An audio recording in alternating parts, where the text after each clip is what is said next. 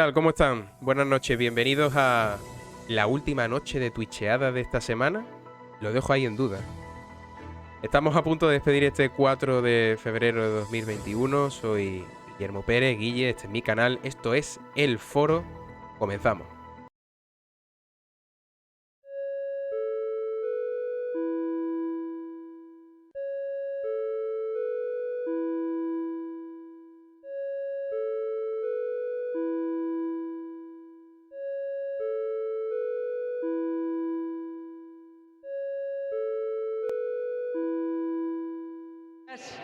Se abre la sesión. Bueno, pues se abre la sesión, se abre este último foro de la semana y lo hacemos pues como siempre, dando las gracias a los que estáis ahí, sobre todo a Pipe, que ya lo vemos por ahí en el chat comentando. Pipe, espero que estés bien y que te recuperes y que la semana que viene vengas con toda la energía del mundo. Bueno, como siempre, muchas gracias, de verdad, muchas gracias a los que nos seguís, a los que nos veis. Hoy me llegaba un mensaje de un colega, de esos que digo, no puede estar en directo porque lo tienes que escuchar en diferido, porque trabaja mucho, tal. Hoy me llegaba un mensaje de un amigo, que llevamos mucho tiempo sin hablar, sin vernos, y me dijo, Guille, te estoy escuchando y me está encantando. Tienes un equipo, tienes unos foreros, digo, bueno, me alegra un montón. Así que a todos vosotros, muchísimas gracias. Como siempre, dejar vuestro follow, dejar vuestros comentarios en el chat. Y arrancamos, pues como siempre, presentando a nuestros foreros de la noche. Hoy tenemos a Javi Pérez. Javi, buenas noches. Muy buenas noches, Guille. A Valentín García. Hola, es que perdón, que estaba subiéndolo todo. Estaba subiendo story. Hola, ¿qué tal? Muy bien, ¿y tú? Pues bien, aquí estamos, hijo. Una noche más, una noche menos. ¿Pensás que hoy tenemos enfrente a Ibai con Piqué, la Isla de las Tentaciones y la vuelta de Cuéntame? O sea, hoy el reto es importante. Está también con nosotros Daniel de la Rosa. Dani, buenas noches. Buenas noches, un placer como siempre. Gracias. Y don Pablo Rejano. Don Pablo, ¿cómo estás?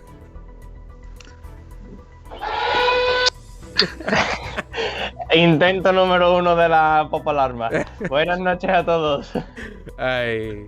Bueno, ya hablaremos de la Pop Alarma porque te ha adelantado, pero bueno, la que se viene. Que... Dale. Vamos a darle. Bueno, Pero eso es la purga. Ni confirmo ni desmiento que esta es la cuerno alarma de la isla. Ha sido una soberanía que le he cedido a Pablo Rejano para que cuando él crea conveniente usarla. Así que hay que estar muy atento. Bueno, chicos, vamos. Es un error terrible. Rejano es como los independentistas, es insaciable. Si es que no le dé soberanía. Le he dado la mano y me da a mí que me ha cogido el brazo entero. Ay, bueno, chicos, vamos a conocer ya los temas que nos trae hoy Frank Cristófol y su nota de audio. Y arrancamos. Muy buenas noches, Guille. Buenas noches, foreros.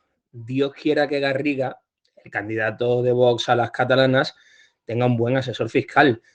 El miércoles, en su entrevista en TV3, la lió. Le preguntaron por el presupuesto de la Generalitat y habló de unos 27 millones. 30.000, señor Garriga, le corrigió Lidia Heredia. ¡Qué despilfarro! Estos pequeños deslices hacen que un candidato quede retratado, como le ocurrió a Laura Borràs en su entrevista en El País. Otro ridículo espantoso.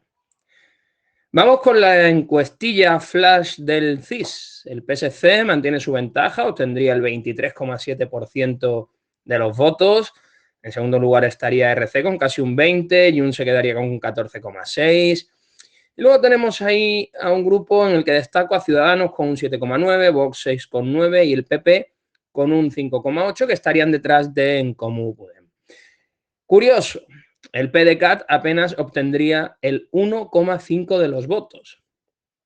1.838 entrevistas se han hecho para este servicio de tezanos a la causa. Solo queda que no falle nada, ahí es donde está lo complicado. Hay 16.500 citados como presidentes y vocales de mesas electorales que han excusado su presencia. Pretenden retrasar la votación, es miedo al COVID lo sé, pero son muchos los catalanes que han decidido dar un paso atrás en su responsabilidad de conformar las mesas. Y nos vamos a Podemos, que sigue con esta especie de semana negra. El amor entre Sánchez y Vox, la niñera alto cargo, el dinero de las costas que se habría quedado de Iglesias y ahora la negociación de la futura ley de vivienda ha encallado a solo 2 semanas del plazo que se habían dado Unidas Podemos y el PSOE para tenerla aprobada. A ver, esta semana negra es porque estamos de campaña, porque a mí me da la impresión de que los de Iglesias están recibiendo cada vez más y desde más frentes. A ver, al menos tienen el consuelo de mirarse en la bancada de enfrente y encontrar a un PP atenazado por Bárcenas, porque quien no se consuela, en política también, es porque no quiere. Y vamos a terminar con los 2 patinazos del Congreso en esta semana. Por un lado, la pasada de frenada que se ha pegado este jueves María Carballo, de Bildu, que ha hablado de una internacional, perdón, de Bildu no, de RC, una internacional cristoneofascista de todo el mundo, donde entra Bolsonaro, donde entra Trump, donde entra Orbán, donde entra toda la fascistoide del mundo mundial. ¿Han entrado ustedes en esa internacional cristoneofascista? Le decía esta diputada de Esquerra a la bancada de Vox. ¿Cómo están las cabezas? Y qué mal estamos de historia, por cierto. La diputada de Podemos, Isabel Franco, soltaba ayer: en Al-Ándalus convivían 3 culturas, la musulmana, la judía y la cristiana. Fue la monarquía hispánica la que provocó una enorme invasión. Eso sí fue una invasión, un genocidio y una ocultación. La verdad es que esta mujer, esta diputada, Isabel Franco, tiene mucha imaginación. Bueno, ya está, porque comentarlo yo hoy sería un ejercicio de redundancia. Creo que es el momento de abrir juego. Así que, para terminar la semana, que haya buen debate. Buenas noches, Guille. Buenas noches, foreros. Bueno, pues estos son los temas que nos deja Fran Cristófol para este último foro de la semana. Así que, Fran, como siempre, eternamente agradecido. Buenas noches y sobre todo que tengas muy buen fin de semana y que descanses y que le dediques ese tiempo que tú tienes a esa maravilla que tú y yo sabemos quién es.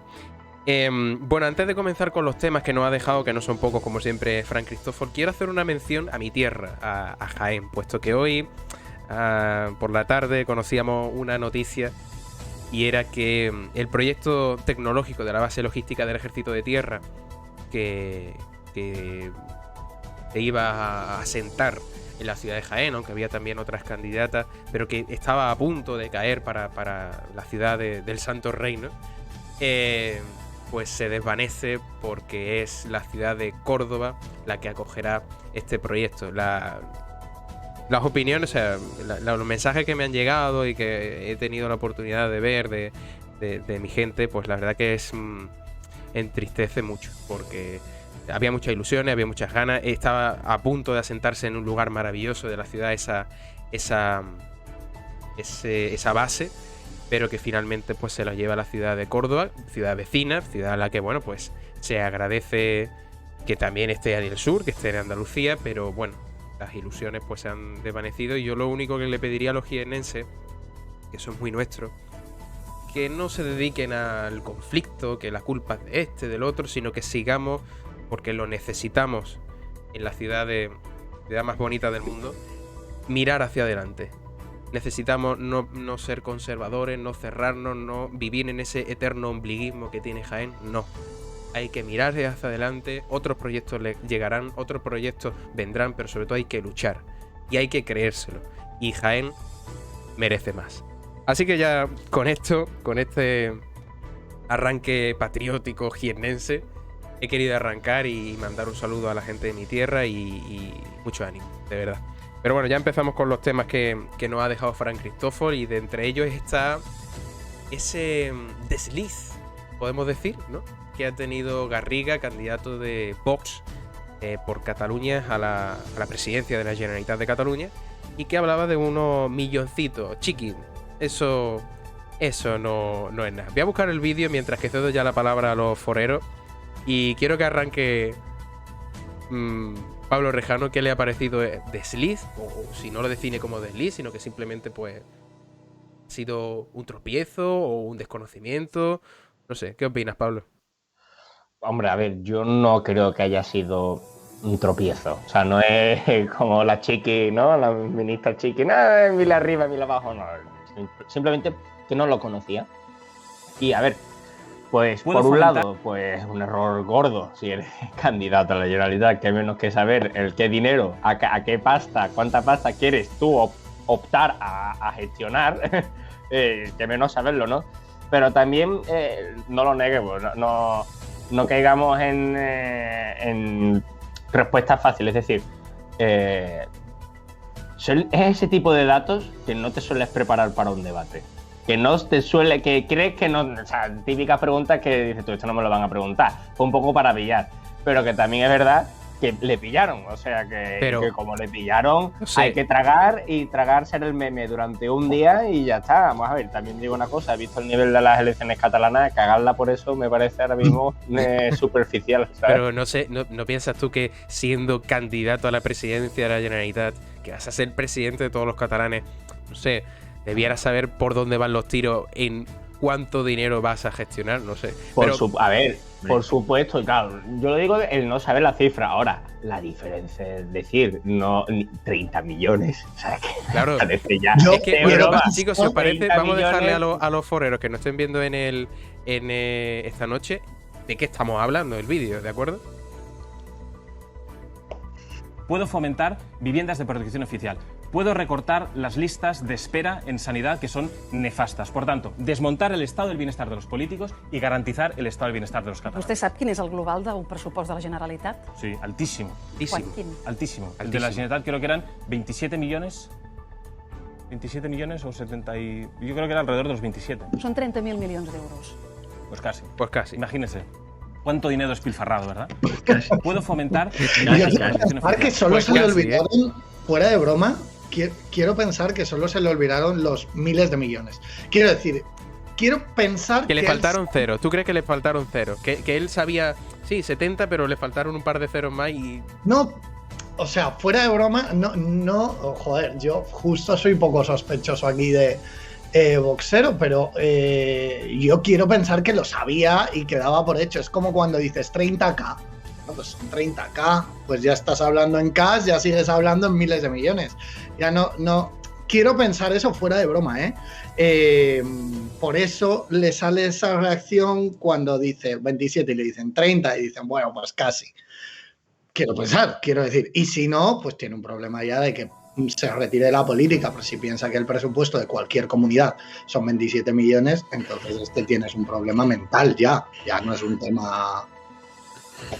Es que le sale más caro una fragata o algunos aviones de combate que el presupuesto de la comunidad, si nos ponemos en esas. O sea, hay que decir, me parece un error en dos sentidos. Por un lado, estratégico, porque no creo que vaya a pillar. Me parece que es él el que empieza a hablar del presupuesto y de lo que se malgasta y tal. Si vas a hablar de dinero que se pierde, lo mínimo es tener un poquito de conocimiento sobre lo que vas a hablar. Quiero decir, tú estás sacando el tema. Si sacas el tema, ten como mínimo alguna contramedida sobre qué te pueden preguntar. Y es lógico que si estás mirando, voy a recortar, voy a quitar, porque chiringuitos, ¿cuánto? Hombre, pues tienes que tener al menos el cuánto vas a quitar sobre el total que hay. Y no lo tiene. Entonces el error estratégico es, o de comunicación, o de que él es un inútil, no tengo ni idea, no lo juzgo, es espectacular. Y por otro lado, lo que decimos, el error de base, o sea, que él ya te da algún jeque valga más que el supuesto presupuesto que tiene la Comunidad Autónoma de Cataluña para sanidad, pues hombre, me parece un poquito de no saber en qué mundo vives. Javi. Sí, bueno, había dicho muchas cosas que son ciertas y la verdad es que, bueno, yo más que un error de comunicación, porque esta gente la comunicación la maneja que da gusto, es un error del propio candidato. O sea, ellos saben muy bien dónde está su público y saben muy bien que mueve más el sentimiento que la cifra, mueve más el sentimiento que lo racional. Entonces, al fin y al cabo, ellos no van pensando en de verdad tener un proyecto para la ciudadanía, sino en arrancar el máximo número de votos posibles con las declaraciones populistas que hacen. Vamos a mejorar las listas. Sí, pero ¿cómo? No sé. De alguna manera. Es que, a ver, bueno, muchos de vosotros a lo mejor no habéis visto, y me refiero también al público, no habrá estudiado o analizado estos debates que tuvo Aznar y Felipe González, tanto en Antena 3 como en Telecinco. A lo mejor os suena o lo habéis visto, pero el primer debate que se dio en Antena 3, el claro ganador fue Aznar. ¿Por qué? Porque Felipe González no tenía ni idea de ninguna cifra. No paraba de sacarle cifras y libros y le enseñaba el programa y le decía, y esto es lo que vamos a hacer. Y Felipe González estaba sobrepasado. Pues al fin y al cabo, si no te prepara una entrevista, que es tu deber, ya que eres candidato, prepararte las entrevistas y prepararte los datos, pues esto es lo que pasa, que patinas, porque en un dato tan simple como es el presupuesto de tu comunidad autónoma, pues no tienes ni idea. En un patinazo así una amiga se dejó la tibia del peroné. Pero yo quiero preguntaros a todos, pero muy especialmente a Javi. Bueno, todos sois expertos en comunicación política, hay que decírselo. Soy unos fiera. Pero hay un detalle que hay una persona que hoy me ha escrito y me ha dicho, fíjate en el momento vaso de agua. Cuando le hacen una pregunta tan directa, tan concreta, y dice, me voy a proteger en el vaso de agua. Y luego como hace como, estoy tragando y mientras tanto voy a soltarte algo. ¿Eso cómo lo habéis visto vosotros? ¿Una medida de defensa? Sí, esto es una forma de, ay Dios mío, ¿dónde me he metido? Voy a beber un poquito de agua, voy a hacer un poquito de tiempo, a ver si se me ocurre algo o a ver si me lo contesta el otro. Es como si yo empiezo a decirte a ti, Guille, ay, el nombre de la calle que está al lado del Congreso, y tú me dices rápidamente, sí, hombre, la calle, ¿te refieres a la fuente de allí de Cibeles? Sí, eso, me refería a eso. Pues esa es la técnica, bebes agua para que... Y claramente el entrevistador no es tonto. Esas técnicas no las conocemos. No se nota solamente ahí, se nota también en que, si os fijáis, encorva muchísimo los hombros, como que se protege a sí mismo con los brazos, se agarra sobre sí mismo. Quiero recordar que mira de lado, mira hacia el lado. Efectivamente. Intenta evitar la mirada de la confrontación. La voz, la mirada y la posición de los hombros y las piernas no van en la misma dirección, está desalineado el mismo. Y fíjate también cómo mueve las manos quitándole importancia. ¿Por qué? Porque todo eso acompaña al mensaje de no hablemos de esto, sigamos a la siguiente pregunta. Y la precipitación, si os fijáis, el tiempo que deja entre respuesta y respuesta más o menos es el mismo, o sea, los segundos de silencio, digamos, pero la precipitación con la que entra la frase y la falta de calma con la que entra la frase después del silencio es porque él siente que está dejando demasiado tiempo en silencio. Y eso pasa cuando estás nervioso. Realmente el silencio no es malo, per se, quiero decir. Si dejas mucho tiempo, sí, pero normalmente dejamos menos tiempo del que creemos en silencio. Y ahí se precipita muchísimo. Eso es porque se está dando cuenta de que está metiendo la zarpa, vamos, en lo más hondo del cenagal. Yo me puse a ver los comentarios de la gente en diferentes, como lo han subido casi todos los medios de comunicación, el vídeo, y creo que era un periodista. Decía, pero es que no se dan cuenta los equipos de comunicación, ni los mismos candidatos, que esta es la pregunta que todo el mundo hace cuando se entrevista a un candidato, que es relativa al presupuesto del dinero que van a gestionar para un ayuntamiento, una diputación, una comunidad o el gobierno de España, que es la pregunta clave que siempre está en el cajón del periodista por si no sabe qué preguntar. Y yo digo, y claro, me he ido a pensar, entrevista, digo, pues verdad, o sea, es una pregunta que también el periodista puede encontrarse en una situación incómoda y decir, ¿y ahora qué le pregunto? Pues bueno, le voy a preguntar por el presupuesto, ¿no? Por la gestión económica. No sé, ¿cómo lo veis vosotros? ¿Ha sido un despiste también del equipo de comunicación o...? Sí, yo, si me permite empezar, un segundito. Yo cuando me refería antes a que son un experto en comunicación y que manejan la comunicación que da gusto, me miraba aquí el compañero Valentín con una cara de como cuando Rajoy dijo aquella famosa frase y Pablo Iglesias le hacía así con las manos. Pues más o menos así me ha mirado. Sí, a veces me da la sensación de que son un poco aficionados, pero al fin y al cabo la comunicación, como decía, sentimental, de esa comunicación populista, la manejan que da gusto. Es así. No, Valentín, no. Valentín, por alusiones. Voy por alusiones. No, es que estoy en parte de acuerdo. Por ejemplo, estoy de acuerdo en lo que decías, que al final Vox no tiene programa. De hecho, es alucinante. En las generales no sacó programa. Con todo el jepeto y aquí como si no hubiera pasado nada. Tampoco enmiendas a los presupuestos. ¿Eh? Tampoco enmiendas a los presupuestos. Tampoco enmiendas a los presupuestos y está con 50 y pico diputados, ¿no? Con su jeta morena. Pero porque funciona. Entonces, ¿son unos genios de la comunicación? No, son unos genios de las redes sociales, pero no de la comunicación. Sí, de hecho, totalmente. En los debates serios, en todos los debates serios, son desastrosos. Son desastrosos porque no tienen la menor noción acerca de la comunicación política básica. Son muy buenos en redes sociales, sí. Tienen esa carga de populismo que tú dices, Javi, pero son muy malos en una comunicación clásica. No saben callarse, que es eso mismo que le pasa a IZ. No saben callarse cuando se tienen que callar. Y entonces, pues le pasa a Garriga esto, ¿no? Se pone a beber agua, intenta desviar. Yo sigo pensando de verdad que sabía que eran miles de millones, pero que no se lo había leído bien. Pero independientemente, sí estoy de acuerdo en que cuando les sacas de la comunicación tiktokera, se les da bastante mal. Hay un término que me gusta mucho, que es el Belén Esteban Effect, que dice que en un debate de menos de 15 segundos de intervención, Belén Esteban es capaz de ganar a cualquiera, ya sea un debate sobre física nuclear enfrentándose a un físico nuclear. Belén Esteban gana el debate si son menos de 15 segundos. Esto es un poco lo que le pasa a Vox. Ellos cualquier debate formato TikTok te lo van a ganar.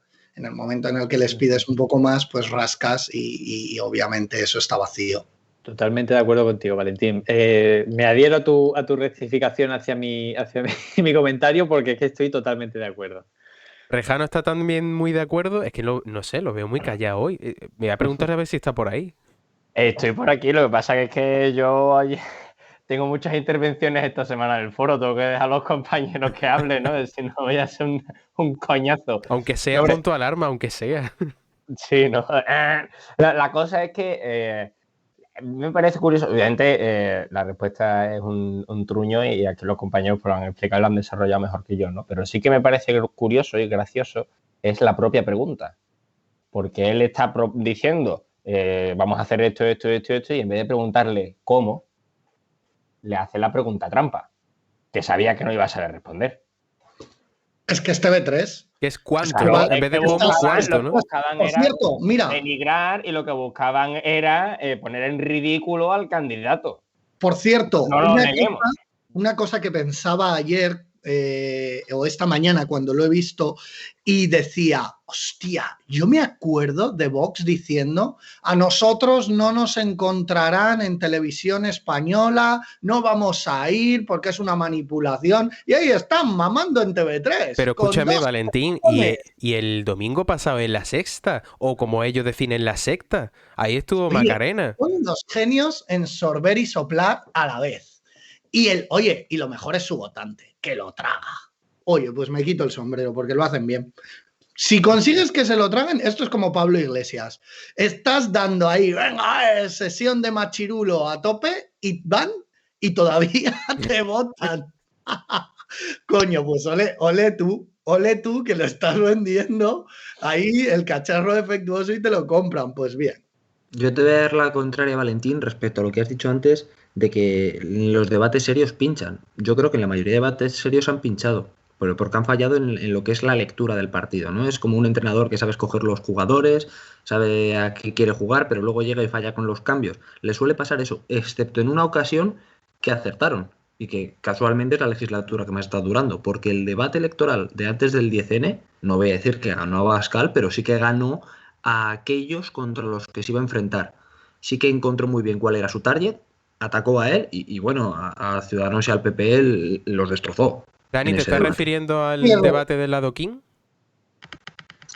No recuerdo cuándo fue el Adoquín, pero yo me refiero al de antes de las elecciones del 10N. No recuerdo si fue el Adoquín o fue después o no lo recuerdo, pero las últimas elecciones generales. ¿Cuál fue? ¿Tú lo sabes? Sí, fue Adoquín, yo me acuerdo del debate, y es verdad que Abascal consiguió mantener un perfil bajo y con pocas intervenciones, como muy calmado, y cuando las hacía sabía atacar muy bien y iba a su enemigo, que obviamente eran Ciudadanos y PP. Ni siquiera rozó a Sánchez, porque es su aliado. Y lo hizo muy bien, pero por ejemplo, para no irnos tan lejos, el otro día, en el mismo momento, debate de Macarena Olona con Edmundo Val, y aquello me daba vergüenza.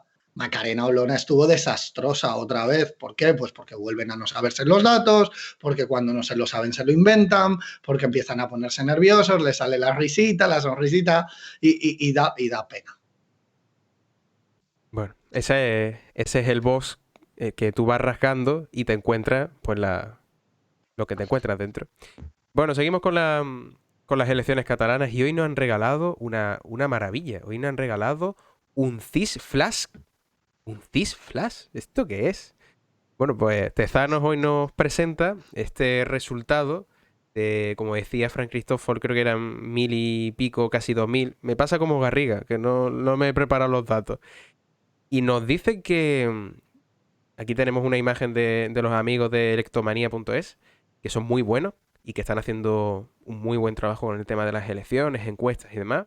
Pues esta interpretación suya en gráficos, que el CIS le da al PSC 23,7%, sería la primera fuerza política en Cataluña, seguida de Esquerra Republicana con un 19,9%, y en tercer lugar se colocaría Junts, el partido de Puigdemont, con un 14,6%. Y a partir de ahí hay como un cierto empate, 8,9 los comunes, 7,9 Ciudadanos, 6,9 Vox, 6,8 la CUP y 5,8 el Partido Popular. Esto traducido en escaño se quedaría algo así: 35 para el PSC, 31 para Esquerra, 23 para Junts. Le siguen un empate, un triple empate, Comunes, Ciudadanos y CUP con 10, Vox con 8 y el Partido Popular con 7. No sé qué interpretación tenéis de este CIS Flash que nos ha presentado hoy Tezanos, y sobre todo ese subidón que le da al PSC, este efecto Illa. No sé si consideráis que realmente hay un efecto Illa o que esto es cocina. A mí lo que me extraña es que no les llegue para gobernar en coalición al PSOE y el PSC. O sea, teniendo en cuenta que es una encuesta de Tezanos, perfectamente el PSOE y el PSC podrían gobernar en coalición en Cataluña. No, pero hablando en serio, el CIS de Tezanos se ha convertido un poco como en estas series de comedia, que son series no episódicas, que lo que pasa en un episodio y lo que pasa en el siguiente no tiene por qué tener ninguna relación entre sí.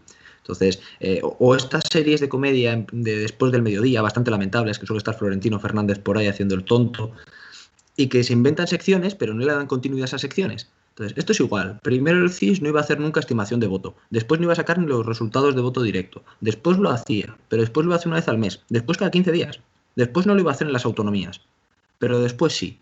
Después lo iba a hacer en las autonomías, pero sin que hubiera, digamos, estimación de voto. Ahora sí. Básicamente el CIS se ha convertido en una herramienta demoscópica para lo que a su santidad le apetezca. Y no tiene absolutamente ninguna credibilidad. Es que ese es el verdadero problema. El CIS, lo verdaderamente grande del CIS, es que, uno, los datos eran muy fiables. No digo después lo que te presentaban, sino los datos en bruto, el metadato en el que se trabajaba antes de hacer la encuesta.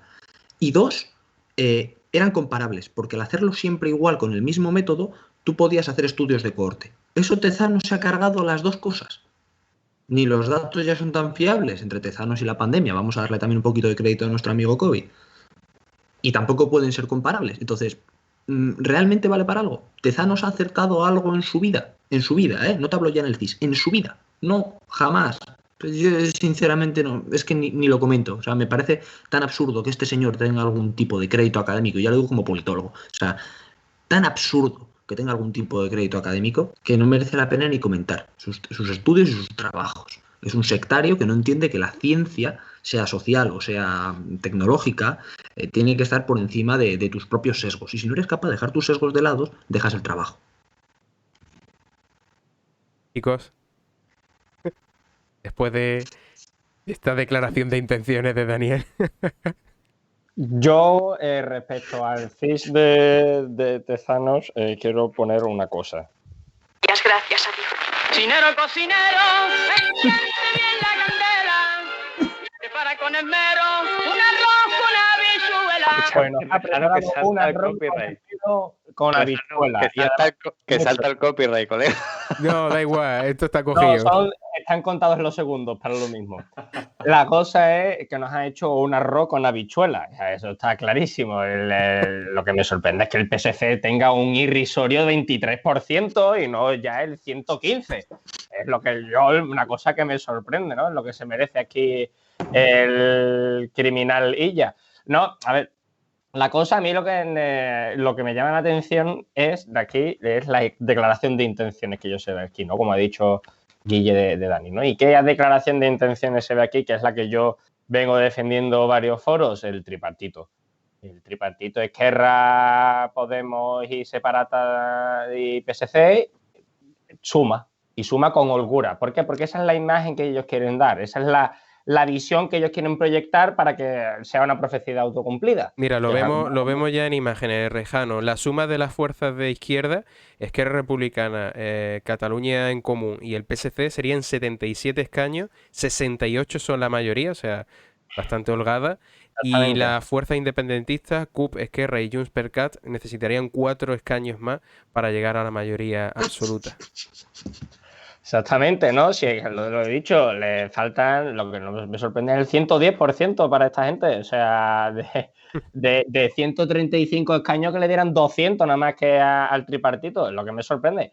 Pero, en fin, hombre, aquí también quiero sacar, ya que hemos sacado la cataturra, me gustaría sacar a colación la maravillosa noticia que ha hecho Vox Populi, que ha publicado Vox Populi, de que fuentes de Ciudadanos quieren un tripartito con PSC, Podemos y con la abstención de PP y Vox.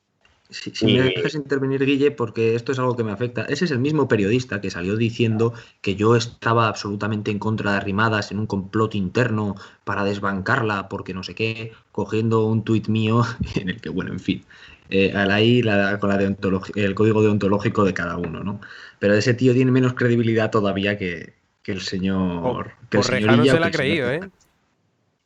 Yo yo por ponerla en contexto del personaje en cuestión. Yo ni me la creo ni me la dejo de creer porque fíjate tú lo que la noticia es la que ya ni me viene. Es que de todas formas, aunque fuera así, no suma. Entonces, lo escribe Antonio Rodríguez, el periodista que titula El as que guarda Ciudadanos, un tripartito con PSC y Podemos sin que PP y Vox lo bloqueen. Y nos han contado también que participa Mazinger Z en ese gobierno.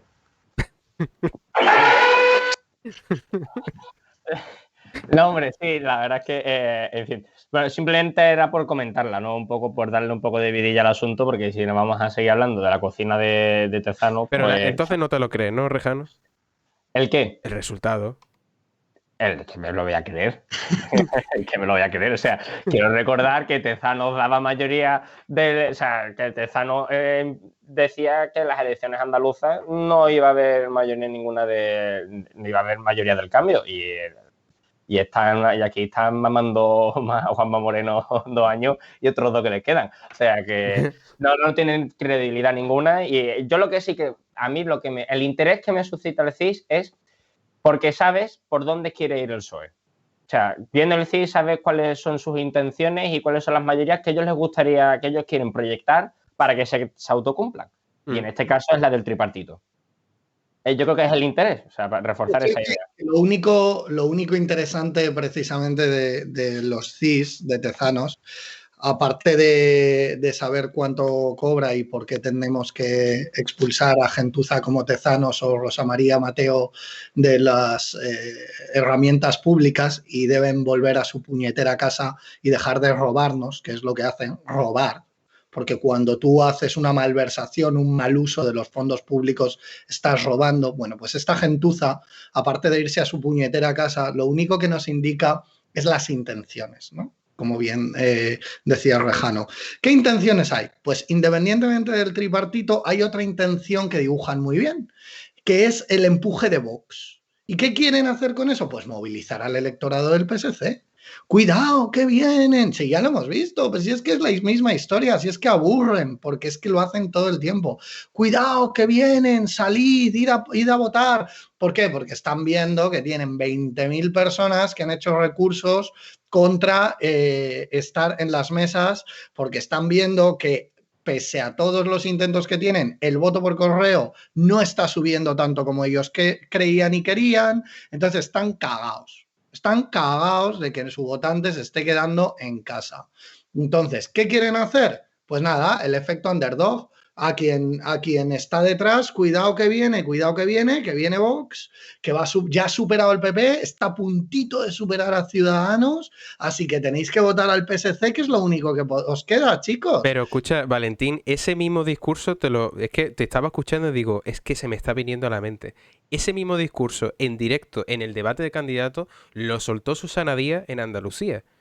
Susana Díaz y el PSOE era el único partido, de los 4 que estaba adelante Andalucía, Ciudadanos, PP y el PSOE, el único que hablaba de Vox.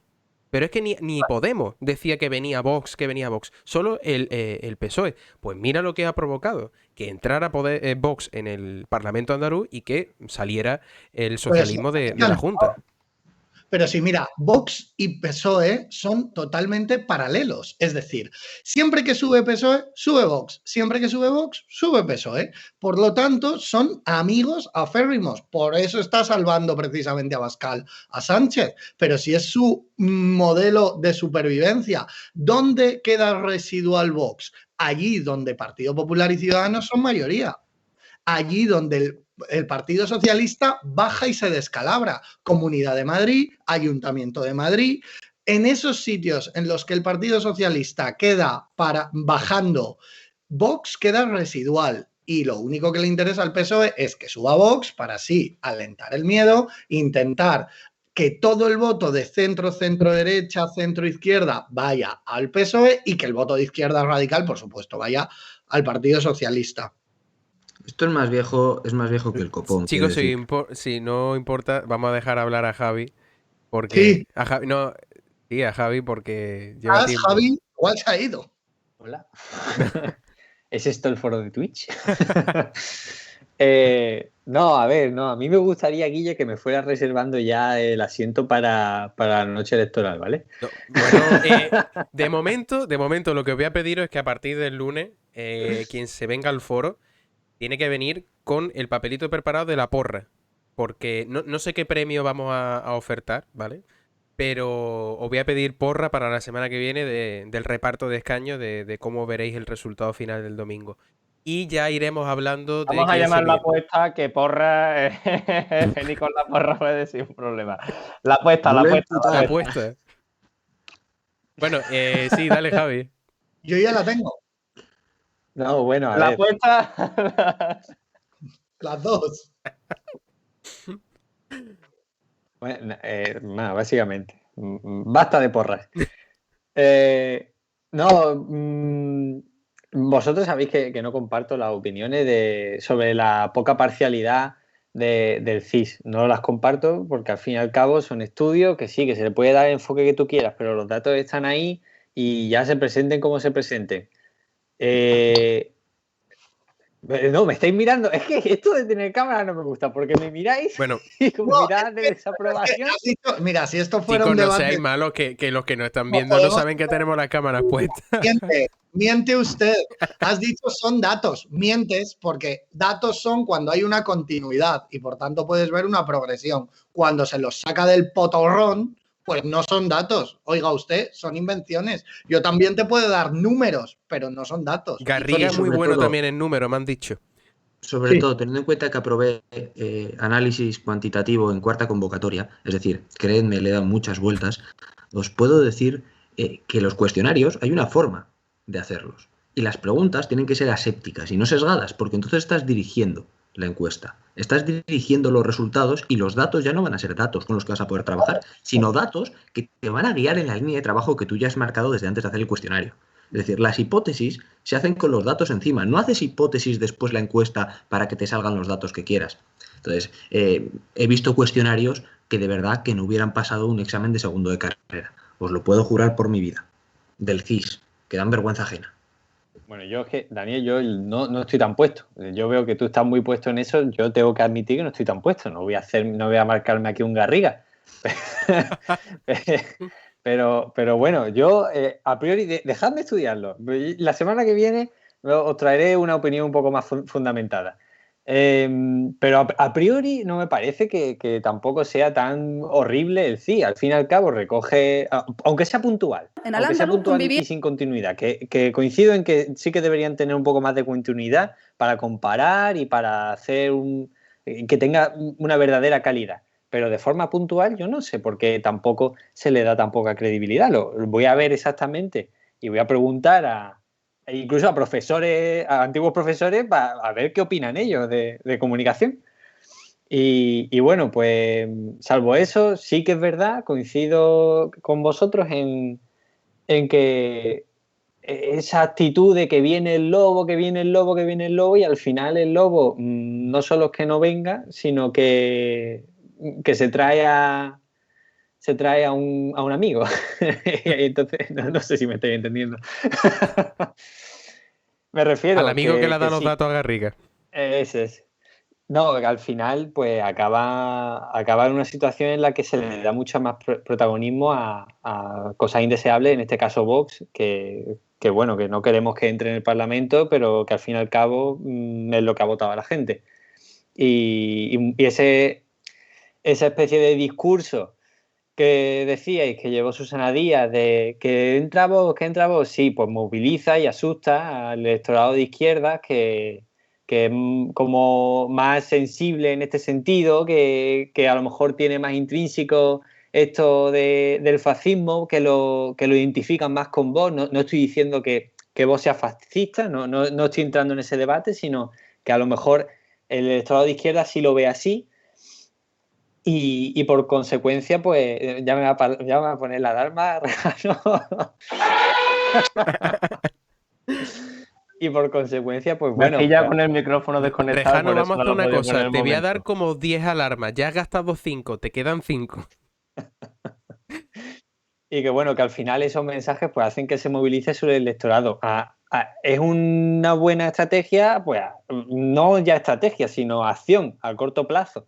Porque le ayuda en el momento, pero no luego en el largo plazo. Pero también os digo una cosa, traducida, porque he dicho lo de Susana Díaz en las elecciones andaluzas, pero traducido a lo catalana, porque hay más partidos de izquierdas, independentistas, tal, en Cataluña, yo, de las imágenes que vemos de Illa, que hacen los cortes de la televisión y publican en los mítines estos que está viendo con esos fondos de las cabezas de todos los militantes habido y por haber, en el discurso en sí, yo a Illa no lo veo que haya dicho mucho Vox, no haya llamado mucho a sus militantes o a sus votantes sobre todo de que viene Vox. Yo lo veo más por la parte independentista, como echando la culpa un poco al PSC o al PSOE de que puede que entre Vox. Ahí hay una cosa...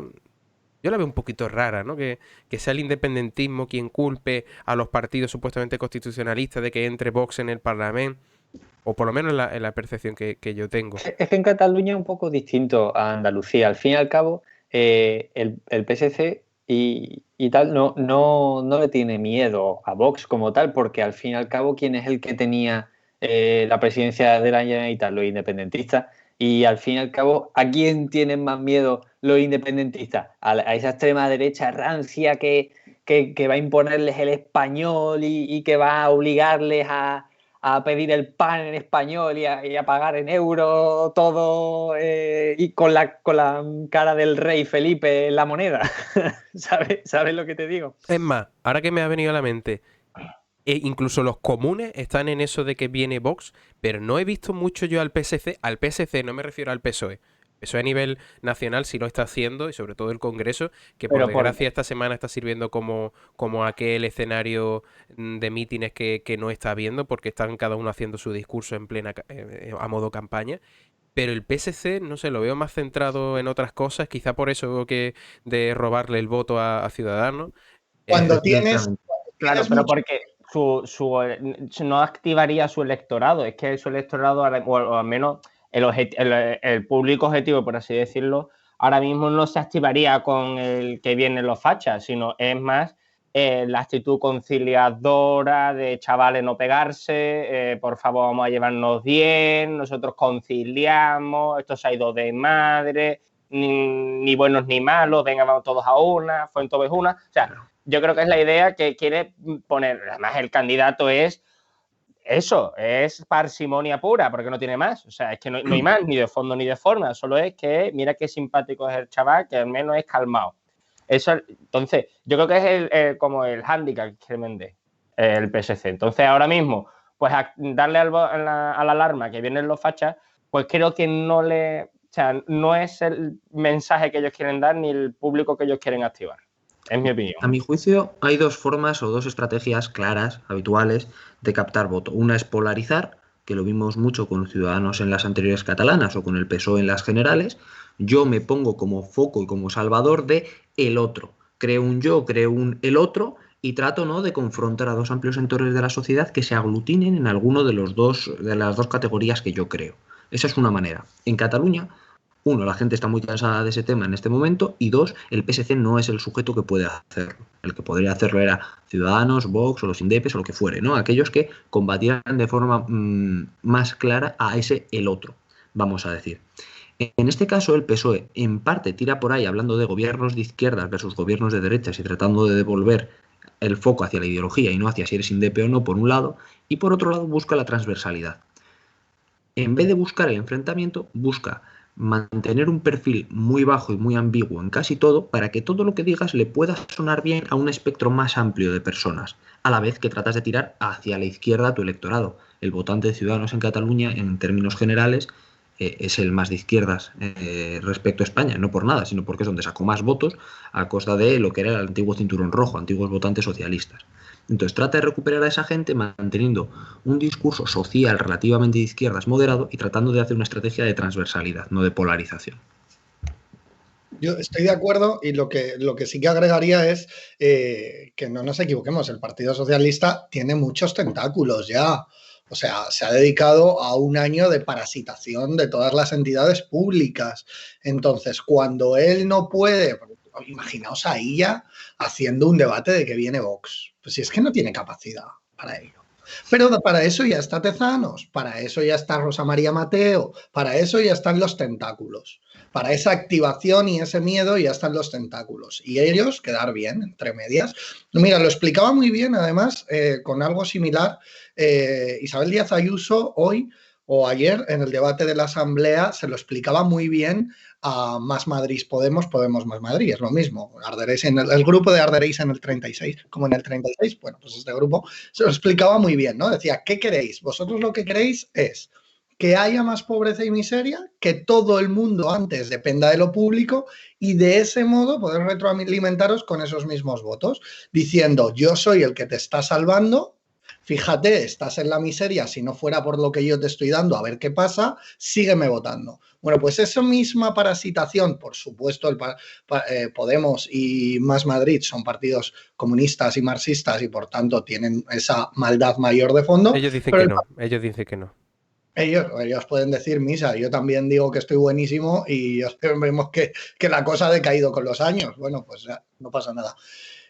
Y eso mismo, pero llevado obviamente a otro nivel, es lo que está haciendo el Partido Socialista, ¿no? Pues crear sus tentáculos y aprovecharse de ellos. Sin más. Usted debe decir, Valentín, que ojalá de verdad fueran marxistas desde un punto de vista clásico y se preocuparan de lo material, es decir, de cómo están las clases vulnerables y tuvieran en cuenta que cada medida tienes que tener en cuenta cuál es el impacto que tiene la gente y principalmente la gente vulnerable, más que en Twitter, en Instagram o si te va a quedar guay el batido eco que acabas de abrir en el centro. No sé si me explico. Sí. El problema es que están en esta ola de nuevos neomarxismos raros donde les importan más las identidades, esas identidades fluidas y absurdas, que lo material. Habéis, sobre todo Valentina, mencionado a nuestro siguiente protagonista y es Podemos porque, como decía Fran Cristófol, ha sido la semana negra para Podemos. Hemos conocido la niñera más cara de España y hemos conocido la calderilla que se llevaba con las costas procesales. Pero es que, como digo, la semana sigue sumando para ¡Toma! Podemos y, según la noticia del Mundo, Podemos fracasa en su intento de sacar la nueva ley de vivienda antes de las elecciones catalanas. Pablo Iglesias quería contar con ella como baza electoral en los comicios catalanes del próximo 14 de febrero, así lo escribe María Hernández y Raúl Piña en El Mundo. ¿Cómo valoráis vosotros esta semana que nos ha regalado también los progresistas de Podemos? Pero vamos a poner el rap de Colau. Ah, no, pero te lo busco. O sea, yo para mí la Semana Negra termina con el rap de Colau. Para mí es la guinda. Yo solo te pido eso. Sí, porque es ya la que llora en el entierro. Ya esto es, Podemos acaba jodido toda la semana y de guinda encima va Colau y te saca un rap. Que es como ya cerciorarte de que efectivamente la has jodido. Pero bueno, empezar por orden, empezar a comentarlo serio. Yo solo es porque necesito tener el rap de Colau, por favor. ¿Cómo lo has visto tú, Javi? Lo de Podemos esta semana. Bueno, a ver, tienen muchas polémicas y a veces lo gestionan Ay, Valentín tiene copyright, lo siento. Que si no me lo echan para atrás el canal. Oh. Bueno, animamos a todos los oyentes activamente y proactivamente que busquen en San YouTube Mártir el rap de Colau. Ponlo por el chat el link. Lo voy a dejar por aquí por el chat. A ver si nuestro amigo Felipe puede pasarlo por el chat. Que bueno, que Podemos tiene esta especie de costumbre de externalizar y poner de forma muy pública todos sus conflictos y sus crisis. Y bueno, en este caso ha sido una crisis de su propio líder. Y bueno, yo estoy esperando ya que salga una consulta a ver si pueden seguir o no. ¿Cómo? ¿Que el hombre que se ha creado su propio partido va a hacer una consulta a sus bases para decir dimito o no? Ay, Javi, por favor. Su propio harén, querrás decir.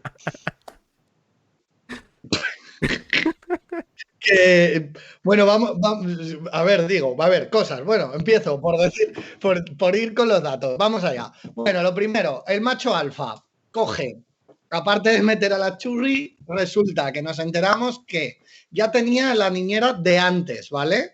Para ponernos en situación. Esta tía ya les hacía de niñera y entonces llegan al Congreso y dicen, ¿qué vamos a hacer con la Maritere?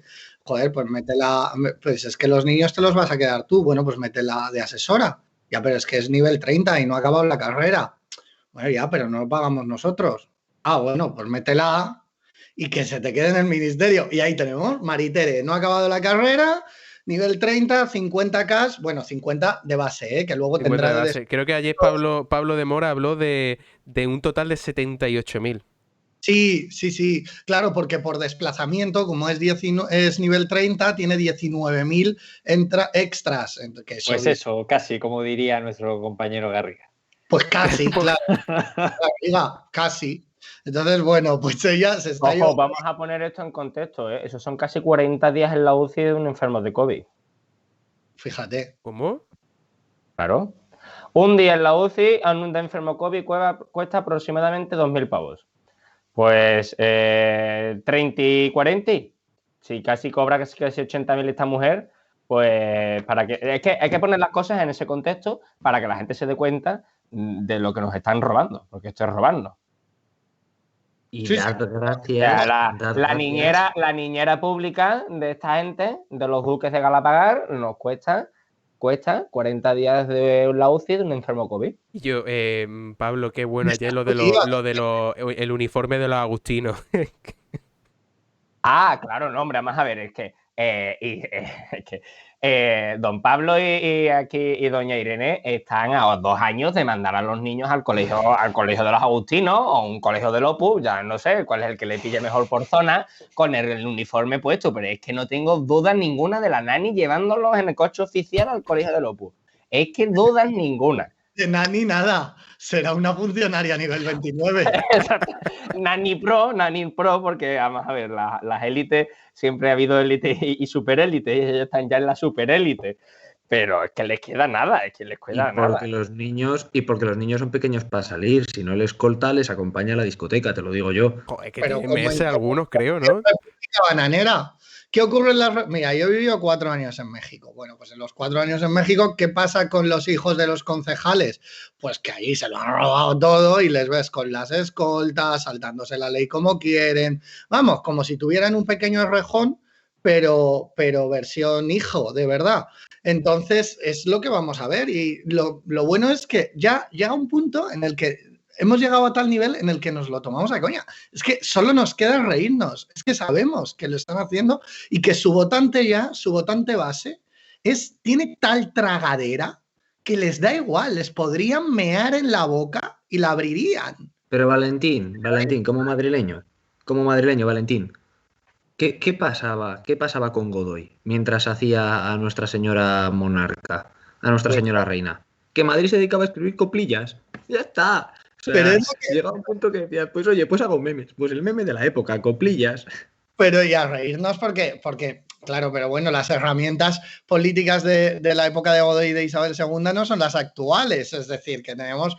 Pero bueno, a mí me alegra, ver... Bueno, no son las actuales, pero están a puntito de medirnos el tamaño de la capa también.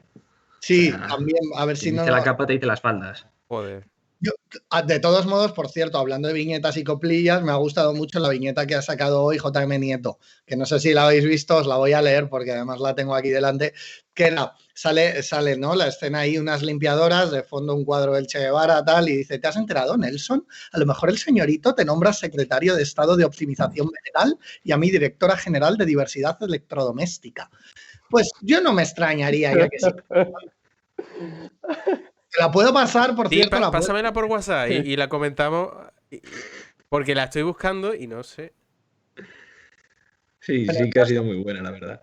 El caso es que al final, esto lo que representa con los Ceausescu de Galapagar es que tienen una concepción repugnante acerca de lo que es lo público como servicio al mandatario. Y ellos te lo justifican desde ese punto de vista comunista, en el cual, bueno, es que el mandatario ha sido elegido democráticamente y como hemos sido elegidos democráticamente, somos la voz y la voluntad del pueblo. Y tenemos manga ancha para... Está Lenin, ¿no? El que está en el póster, porque ya lo tenemos en imagen, es Lenin, ¿no? Sí, creo que es Lenin. Que no, que es el Che. No, a la derecha. A la derecha. Ah, a la derecha del todo está el... Sí, y detrás la lámpara hace... Ay, con la hoz y el martillo, qué bueno. Sí. Qué cosa. La verdad que el tío es cojonudo, sí. Ojo, pero yo quiero hablar... O sea, sí, pero voy a decir una cosa. O sea, que más allá de los líos de faldas del macho alfa, ¿no? Del señor Duque. Que por cierto, un comentario sigues, por favor. Muchos Pablo, y muy variados. Ha vuelto a Dina, ¿eh? Lo de Dina ha vuelto a la Audiencia Nacional y se sigue con ello. Se va a llevar la tarjeta a la Policía Científica. Perdona, Pablo. Sí, nada. Que además hay una cuenta de Twitter que es que ahora mismo estoy buscando cuál es el nombre y no me acuerdo. Que te dice cuando empiezan a seguir un miembro del gobierno empieza a seguir una cuenta. Y es brutal cómo Pablo Iglesias sigue a cuentas de chavalas que tienen 70 seguidores. O sea, que dices tú, y las sigue, ¿no? O sea, es un depredador. Pero bueno, no, espérate, él dijo que en la campaña electoral, se lo dijo a Susana Griso, que además de muchos mítines, él le daba mucho a eso. Exactamente. Pero lo que yo quiero decir es una cosa, o sea, ha salido que aquí el Duque se queda con la pasta que recibe el partido de las costas procesales. Ha salido lo de la niñera. Ha salido tantas cosas y en verdad han sido azucarillos que se han disuelto en nada. O sea, estamos todavía rumiando el tema de las cajas B del PP que han sido acuerdos de Alibaba, pero después de hace 12 años y todavía seguimos con matraca. Y esta gente que lo están haciendo a expuertas hoy se disuelve como un azucarillo el tema. Y además, no es que fuera una cosa que pasó, no, es que te lo están haciendo hoy. O sea, es que estamos a 4, pues ya esta señora hace una semana cobró su mensualidad correspondiente de Niñera Pro. Es que ni te y nos lo están quitando. Y yo lo que quiero hacer aquí una reflexión es respecto al nulo poder mediático de este lado de la trinchera. O sea, qué mal lo estamos haciendo, ¿no? Totalmente. Es que lo estamos haciendo de culo. O sea, es que esta gente te magnifican los guisantes del Zendal y te ponen una semana el guisante de la Zendal y la enfermera llorica del Zendal, y nosotros estamos teniendo aquí que nos están robando a expuertas y se disuelve como azucarillo la noticia. No sé, es que ya me cabrea incluso, por así decirlo, con lo de lo de la trinchera, o sea, con lo que se supone con los que tengo más afinidad ideológica, en el sentido de, tío, pero ¿qué estamos haciendo? Porque no se está dando la batalla. Porque es no que por eso le siguen votando, es que por eso siguen allí, porque no se les está dando la batalla donde hay que dársela. Yo creo que el problema ahí es que no se machaca, que es muy pesado seguir con un tema de este tipo, que al final te lo venden como peanuts, te lo venden como si fueran algo pequeñito, que tampoco es para tanto, supone mucho machaque y la prensa no está dispuesta. Y tampoco están dispuestos los partidos porque creo sinceramente que no tienen esa torpeza. Es la torpeza. Es que quiero recordar que estuvieron un mes dando la matraca porque estaba el padre de Rajoy enfermo en Moncloa. Sí. Un mes. Porque estaba el padre enfermo en Moncloa.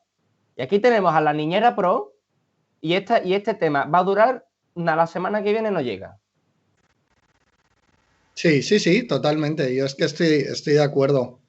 Es una putada. Y ahí está, y está demostrado y aceptado que ha habido financiación de Venezuela por asesorías a Venezuela a una dictadura, y a esta gentuza no le pasa ni un voto de factura haber asesorado a una dictadura. Pero yo también os digo una cosa, yo soy de los que piensa dos cosas. Una, que todo esto, vale, sí, la prensa conservadora, los partidos conservadores no están haciendo estragos de estos porque puede incluso hasta perjudiciarle, no sé, quizás perder algunos votos, ¿no? Porque siempre se ceban contra Podemos. Podemos tiene un buen escudo, ¿no? Que es siempre nos atacan a nosotros, tal, bueno. Pero yo pienso que todo esto luego se va a meter en una bolsa y que luego cuando llegue la campaña se abrirá.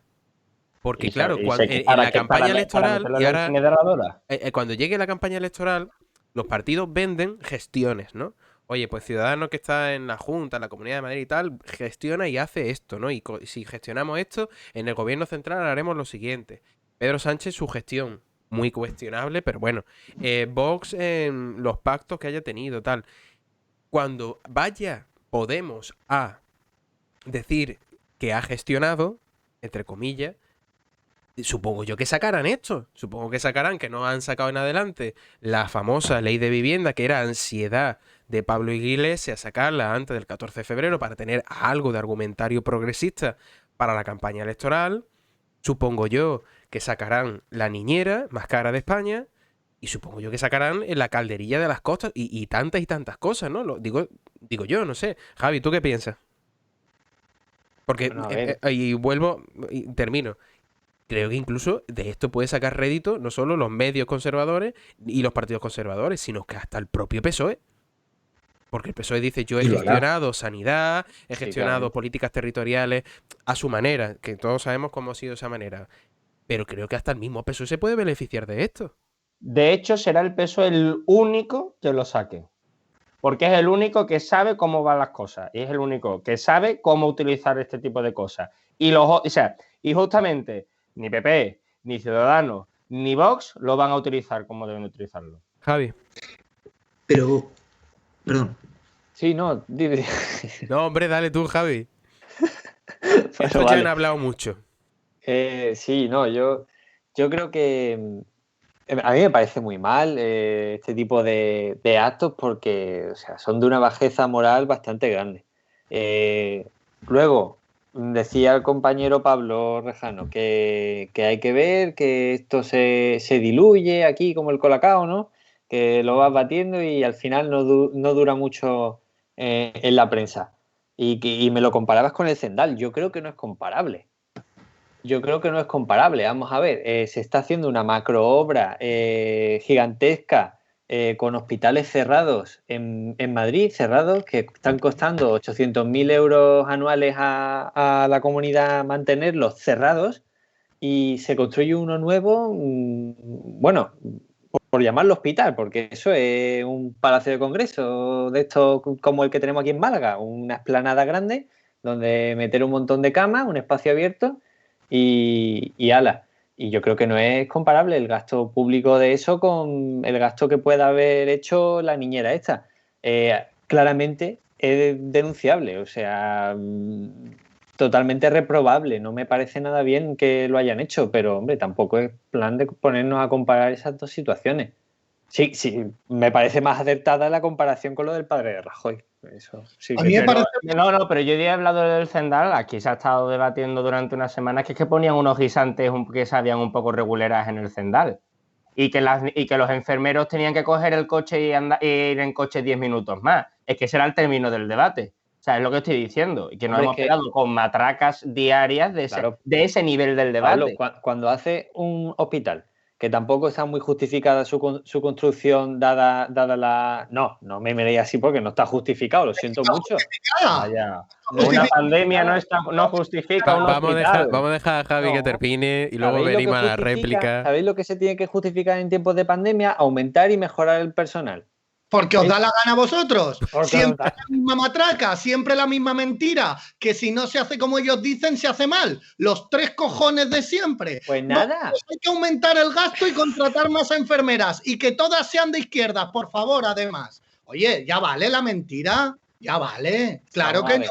Valentín, claro que no. Valentín. Se hace como le da la gana al gobierno. Perfecto. No solo no contratamos a más enfermeras, no solo no las contratamos, sino que hacemos un hospital nuevo y movemos a los pocos que tenemos al hospital nuevo. Y damos un servicio. Y vamos de Guatemala. No. El problema es que el problema no es que me intentes mentir, el problema es que te lo creas. Mira, se abrió un hospital nuevo que da servicio público, no como la niñera de esta gentuza, que no da ningún servicio público. Claro, porque ya la Comunidad de Madrid se encargó de cargarse los hospitales públicos que había. Eso para empezar. ¿Pero qué se van a cargar los hospitales públicos si Madrid es la comunidad que más hospitales públicos tiene por población? Gestionados por empresas privadas, eso no es público, tío. ¿Pero qué estáis diciendo? ¿Qué estáis diciendo? Si el Zendal es público 100% y además es un hospital que está creado para una pandemia. Si quieres, debatimos sobre el Zendal. Y hablamos del Zendal, pero no digas que no tiene comparativa para intentar justificar que nos endosen una niñera que no ha acabado la carrera con 50.000 de sueldo que te están robando a ti. Es que a veces parecéis también los tontos útiles de esta gentuza. Si te gusta que te roben a ti, pero a mí no. Bueno, a mí no. Rejano, sácame la alarma, Rejano. Bueno, vamos a bajar el toro. ¿Te puedo decir una cosa antes de reconducir relativamente el tema? Creo que con el Zendal hay un error de concepto. El Zendal no es un hospital y jamás en la vida ha querido ser un hospital. Un hospital en toda la profundidad del término. Quiero decir, no es el Carlos III. El Zendal es IFEMA, pero público y sin tener que llevártelos a pabellones. En vez de hacer pabellones sin ningún tipo de asistencia médica, digamos, que tienes que improvisarlo, has construido algo que te va a servir para pasar de ese paso y que no va a salir volando. Por eso cuando le hicieron la pregunta, cuando le hicieron la pregunta que fue Casado a visitar el Zendal, ¿dónde están las UCI? Porque él entera. Y no preguntó por los quirófanos, no por las UCI. Por los quirófanos, no sí, tiene que tener quirófanos porque la idea es, mediante el cribado, llevar allí a determinado tipo de paciente para que no colapse el resto de hospitales que sí están preparados para ese tipo de atención. Que es exactamente lo mismo que se ha hecho en Andalucía, por ejemplo, reabriendo el Hospital Militar de Sevilla, que sobre sanidad militar, si queréis, hablamos un día porque voy calentito. Y es exactamente lo mismo que se ha hecho ahí. Y es lo que intentaron hacer en Valencia con el hospital de campaña que les salió volando. Entonces, es simple y llanamente eso. Un parche para tratar de evitar la pandemia, porque no hay ningún sistema asistencial en el mundo que pueda soportar una pandemia si no se hacen otro tipo de medidas para evitar que llegue gente masivamente. Dicho esto y sin entrar en debates sobre la gestoría, las agencias o las 1000 formas de gestionar y gobernar lo público, ¿vale? Por no entrar en el debate de cómo tiene que ser un sistema hospitalario, si privado, público, semi, público con gestión privada, no voy a entrar ahí ahora. Volviendo a lo de antes, que quizás no se ataca suficiente a Podemos. Yo voy a decir una cosa. Creo que cometemos un error de concepto cuando hablamos únicamente de atacar a Podemos. A día de hoy, salvo al PSOE, a nadie le viene bien atacar a Podemos. Quizá a Vox para polarizar, pero ya le vale con atacar al PSOE, no le hace falta atacar a Podemos. Podemos ya está llegando, digamos, a su núcleo más duro de seguidores. Gente que ya no les va a dejar de votar, ni aunque salga Pablo Iglesias, y comienza a tirarse absolutamente todas sus concubinas en fila por toda la Castellana. Y créeme, seguramente le dé para cubrir toda la Castellana. Entonces, aunque pase eso, no les van a dejar de votar. ¿Para qué sirve atacarle? Para absolutamente nada, para reforzar todavía más su votante.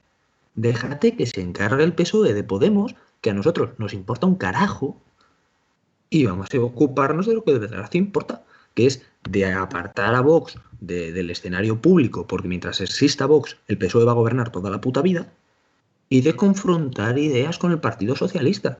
Ese tiene que ser el enfoque tanto de los partidos liberales como de los partidos conservadores en este país, a mi juicio.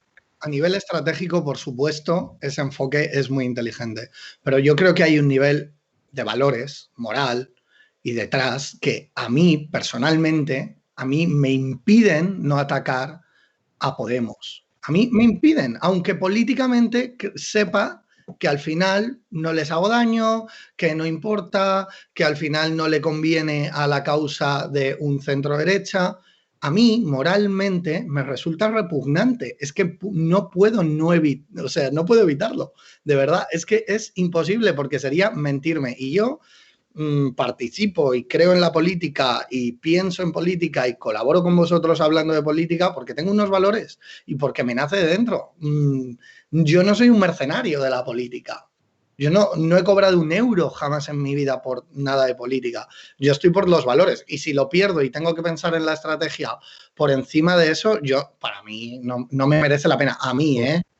Por matizar, no me refiero tanto a atacarle o no, que es obvio que cuando hacen una cosa de estas tienes que denunciarla, sino al hecho de llevar a cabo una estrategia, incluso en campaña, exclusivamente para denunciar lo que esta gente hace. Oye, no, esta gente la caga, tú les señalas, te pones, vamos, frontalmente en contra y todo lo que haces va dirigido a evitar que esta gente haga esto, pero después a nivel comunicativo, como partido, porque se hablaba de partido y se hablaba de las terminales mediáticas de cada partido, no tiene mucho sentido hacerlo. Como personas individuales y en el momento en el que pasa, sí. Como estrategia e hilo conductor de toda tu comunicación política no tiene ningún sentido, a mi juicio. Yo apostaría que para las próximas elecciones generales, como decía, creo que el vender la gestión o lo que haces por parte de los partidos es muy importante. Creo que el próximo reto que tiene el PSOE es ir a por el votante de Podemos, obviamente. Incluso diría que hasta el de Vox, el votante antisistema. La pregunta es, ¿qué le va a quedar a Podemos? Y sobre todo, si será capaz, y si siguen adelante, Rejón con Más País, si también podrá rasgar de Podemos los moderados podemitas, pero no sé, pero creo que la batalla electoral en las próximas elecciones, en cuanto a caladero de votos, creo que va para el nicho de Unidas Podemos. No sé quién quedará. Muy brevemente, chicos, para terminar este bloque, algo que decir.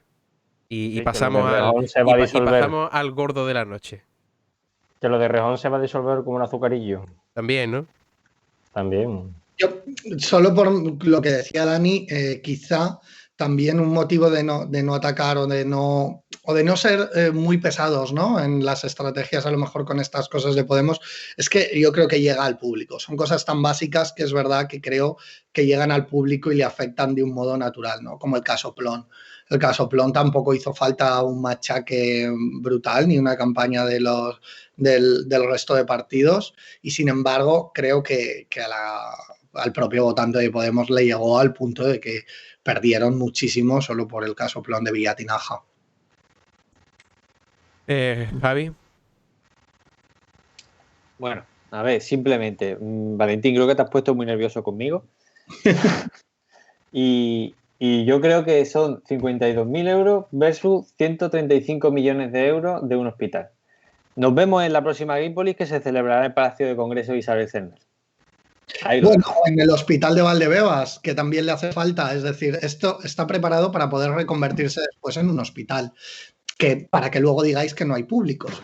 Cuando salga del hospital ya criticaréis que no hacía falta. Luego ya veremos, porque está ahí al lado de la Ciudad de la Justicia famosa de Aguirre. Pero ¿no? Parece que no, creo que no conoces muy bien Madrid, Javi, perdóname que te diga, pero ¿Vives en Madrid o eres de Madrid? No, yo soy de Málaga, pero tengo, por lo menos yo tengo entendido que está cerca, ¿no? Vamos, que no tienes ni idea de dónde estás, por lo que veo. No, perdóname, pero es que es así. Acabas de marcarte un Garriga de puta madre. No es que esté cerca de la Ciudad de la Justicia, es que está en los terrenos de lo que iba a ser la Ciudad de la Justicia, que lleva sin serlo 20 años, o sea, desde que lo anuló el Tribunal Superior de Justicia de la Comunidad de Madrid.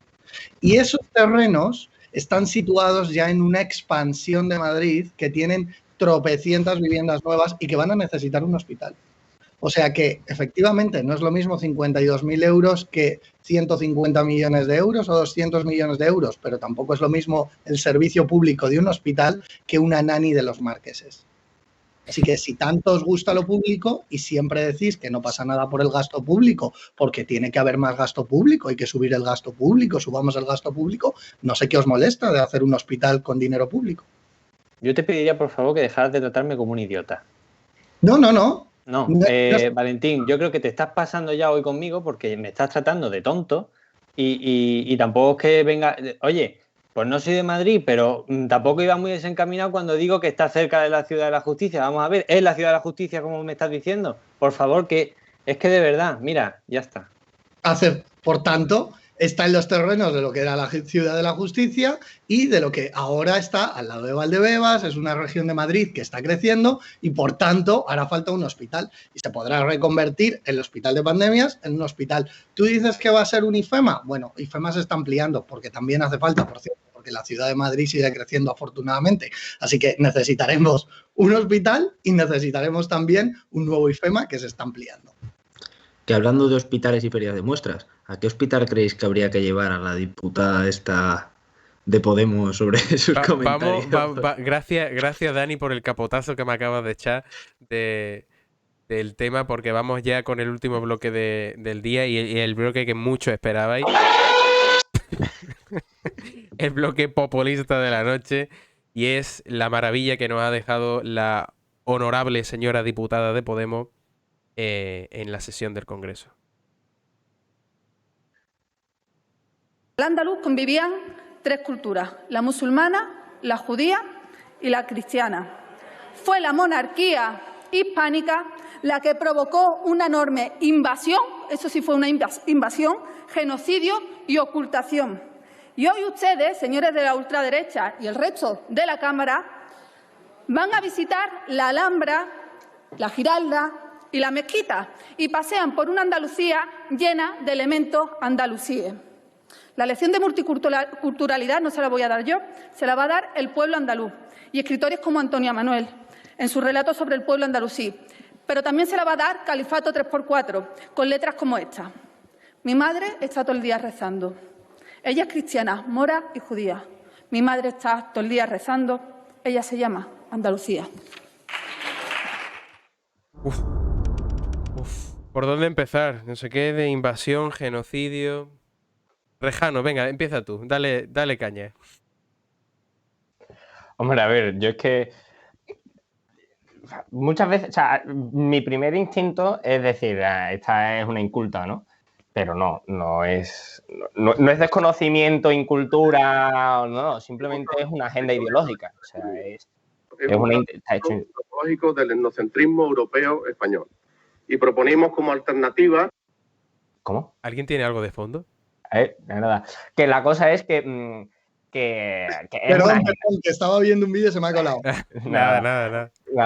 Que la cosa es eso, que es una agenda. Y en verdad, pensándolo bien, este nuevo andalucismo izquierdista que intenta crear un sentimiento nacionalista que nunca ha existido y que no al menos como ellos quieren crearlo, o sea, no ha existido nunca. Y toman de las raíces islámicas, ¿no? Que hemos tenido en Andalucía. Bueno, Andalucía no, en España, porque es que Al-Ándalus no acababa en la frontera de Peñaperro, o sea, que es que también esas otras, o sea, acababa primero los Pirineos, luego fue bajando según la Reconquista. Pero, en fin, es una agenda y como tal hay que atacarla y hay que ir a por ella porque es que es falsa y es un error. Y el Al-Ándalus imaginaria Flower Power, Chacho Piruli de esta gente, pues no existió. no existió nunca y hay que decirlo, o sea, el dominio islámico en la península ibérica fue sangriento, fue muy sangriento. Entonces, o sea, y sino que se lo digan a Barcelona, ¿vale? Que la destrozaron las tropas de Almanzor. O que se lo digan a Santiago de Compostela, que también la arrasaron las tropas de Almanzor. Y que se llevaron las campanas porque querían Se llevaron usarlas las campanas. Y se llevaron como las campanas, lámparas, y creo que quiero en la mezquita, ¿no?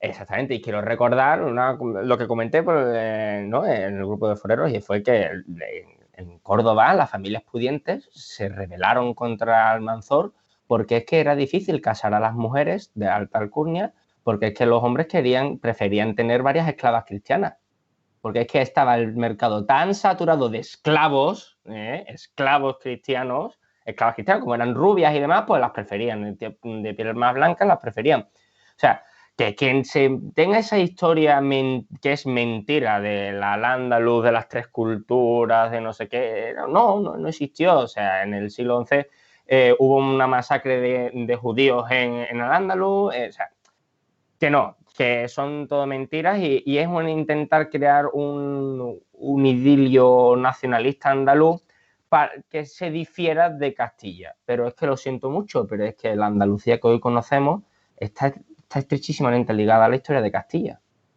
Javi, es que como andaluz también, ¿qué te ha parecido esta interpretación de la historia por parte de la honorable señora diputada? No lo sé, no he estado muy atento ni estoy yo ahora mismo para opinar, la verdad. Yo hasta aquí no me apetece seguir hablando, Bueno, Guille, pues, no estoy muy de humor. Vale, buenas noches a todos. Muchas gracias, Javi, por acompañarnos esta noche y por la situación, pues te pido disculpas.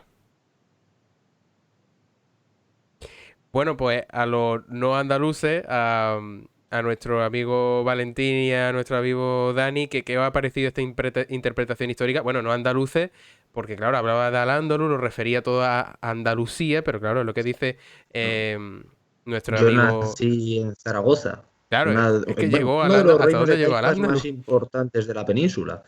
Quiero decir, al final, la herencia mora, no musulmana, mora, está por toda la península de forma muy clara. Y el arte andalusí, que no es necesariamente lo mismo que el moro ni que el musulmán, está también por toda la península y muy especialmente en Andalucía. Que el pueblo andalusí en términos generales llegó a un punto donde era relativamente pacífico y sobre todo había una gran explosión de las artes, la cultura y las ciencias. Claro, pero es que el pueblo andalusí se gobernó a sí mismo durante muy poco tiempo, durante prácticamente toda la historia de lo que es Andalusí, pero unido, no separado en taifas. Estaban controlados por diferentes tribus que llegaban desde el norte de África, mucho más guerreras, mucho más aguerridas, y que tomaban el control y lanzaban las ofensivas hacia el norte y las razias y demás. Realmente ¿fue sangriento? Sí, evidentemente, tal y como dice Pablo, fue sangriento. De la misma manera que fueron sangrientos prácticamente todos los pueblos de esa época. Yo no creo que haya que demonizarles ni más ni menos. Pero lo que demuestra esta señora es una incultura terrible respecto a la profundidad de toda la época histórica de tanto el pueblo andalusí como de los musulmanes en la península, por un lado, como incluso de lo que ella misma refiere como arte andalusí. La Giralda, lo hablamos otro día por el grupo, se construye de forma igual, hermana, creo que es la torre de Hassan II en Rabat, y a otra torre que se hace en Marrakech, en el Palacio Real. O sea, son 3 torres exactamente idénticas y que es de arte, en este caso, moro. No recuerdo exactamente cuál era la cultura en este momento, pero vamos, no es perteneciente al pueblo andalusí, en este caso. O sea, quiero decir con esto, que es que no acierta en absolutamente nada de lo que dice, que es lo difícil, porque a veces, aunque sea por error, dices algo bien. Pero ni eso, o sea, en su afán de crear una historia paralela, a fin de crear una identidad, como decía Pablo, para separarse de Castilla, se va en estos delirios. Mira, yo me afilié, y lo he dicho muchas veces, yo me fui a las elecciones catalanas en el año 2015 y me quedé petrificado con aquel discurso. Y lo he contado alguna vez, y en Twitter lo puse hace poco. Entre otras cosas porque me sentía profundamente atacado como aragonés, porque yo llevo 16 años viviendo en el País Vasco, pero yo me siento aragonés, por los independentistas catalanes. Por el robo, el saqueo, el expolio y la tergiversación de mi historia, de mi pasado, de mi memoria. Y en ese arrebato de rabia, que luego se transforma en otra cosa, pero en ese arrebato de rabia es lo que yo me fui a Cataluña, porque hacían lo mismo, exactamente lo mismo. Tratar de buscar hechos históricos a los que darles 3 o 4 vueltas para crear una identidad nacional propia. Pero ¿qué necesidad? ¿Qué necesidad? Yo, Primero, al hilo de lo que va, o por dónde va, Dani, yo soy una de las personas que ¿quién lo dijo el otro día? Joder, es que tengo una memoria. Preguntando sobre la situación de Teresa Rodríguez, de querer hacer un partido andalucista. Aquí el andalucismo en Andalucía pues no ha triunfado, no ha conseguido grandes victorias. Evidentemente ha tenido representación parlamentaria, ha tensionado gobiernos autonómicos, ha estado presente en algunos ayuntamientos con mayoría absoluta. En otras provincias la inexistencia del partido andalucista ha sido vertiginosa frente a otra parte de Andalucía que sí ha tenido mucha presencia. Es decir, que el andalucismo como espectro político nacionalista ha tenido un problema, pero porque no se ha asentado como ellos aspiraban. Pero luego, este periodista,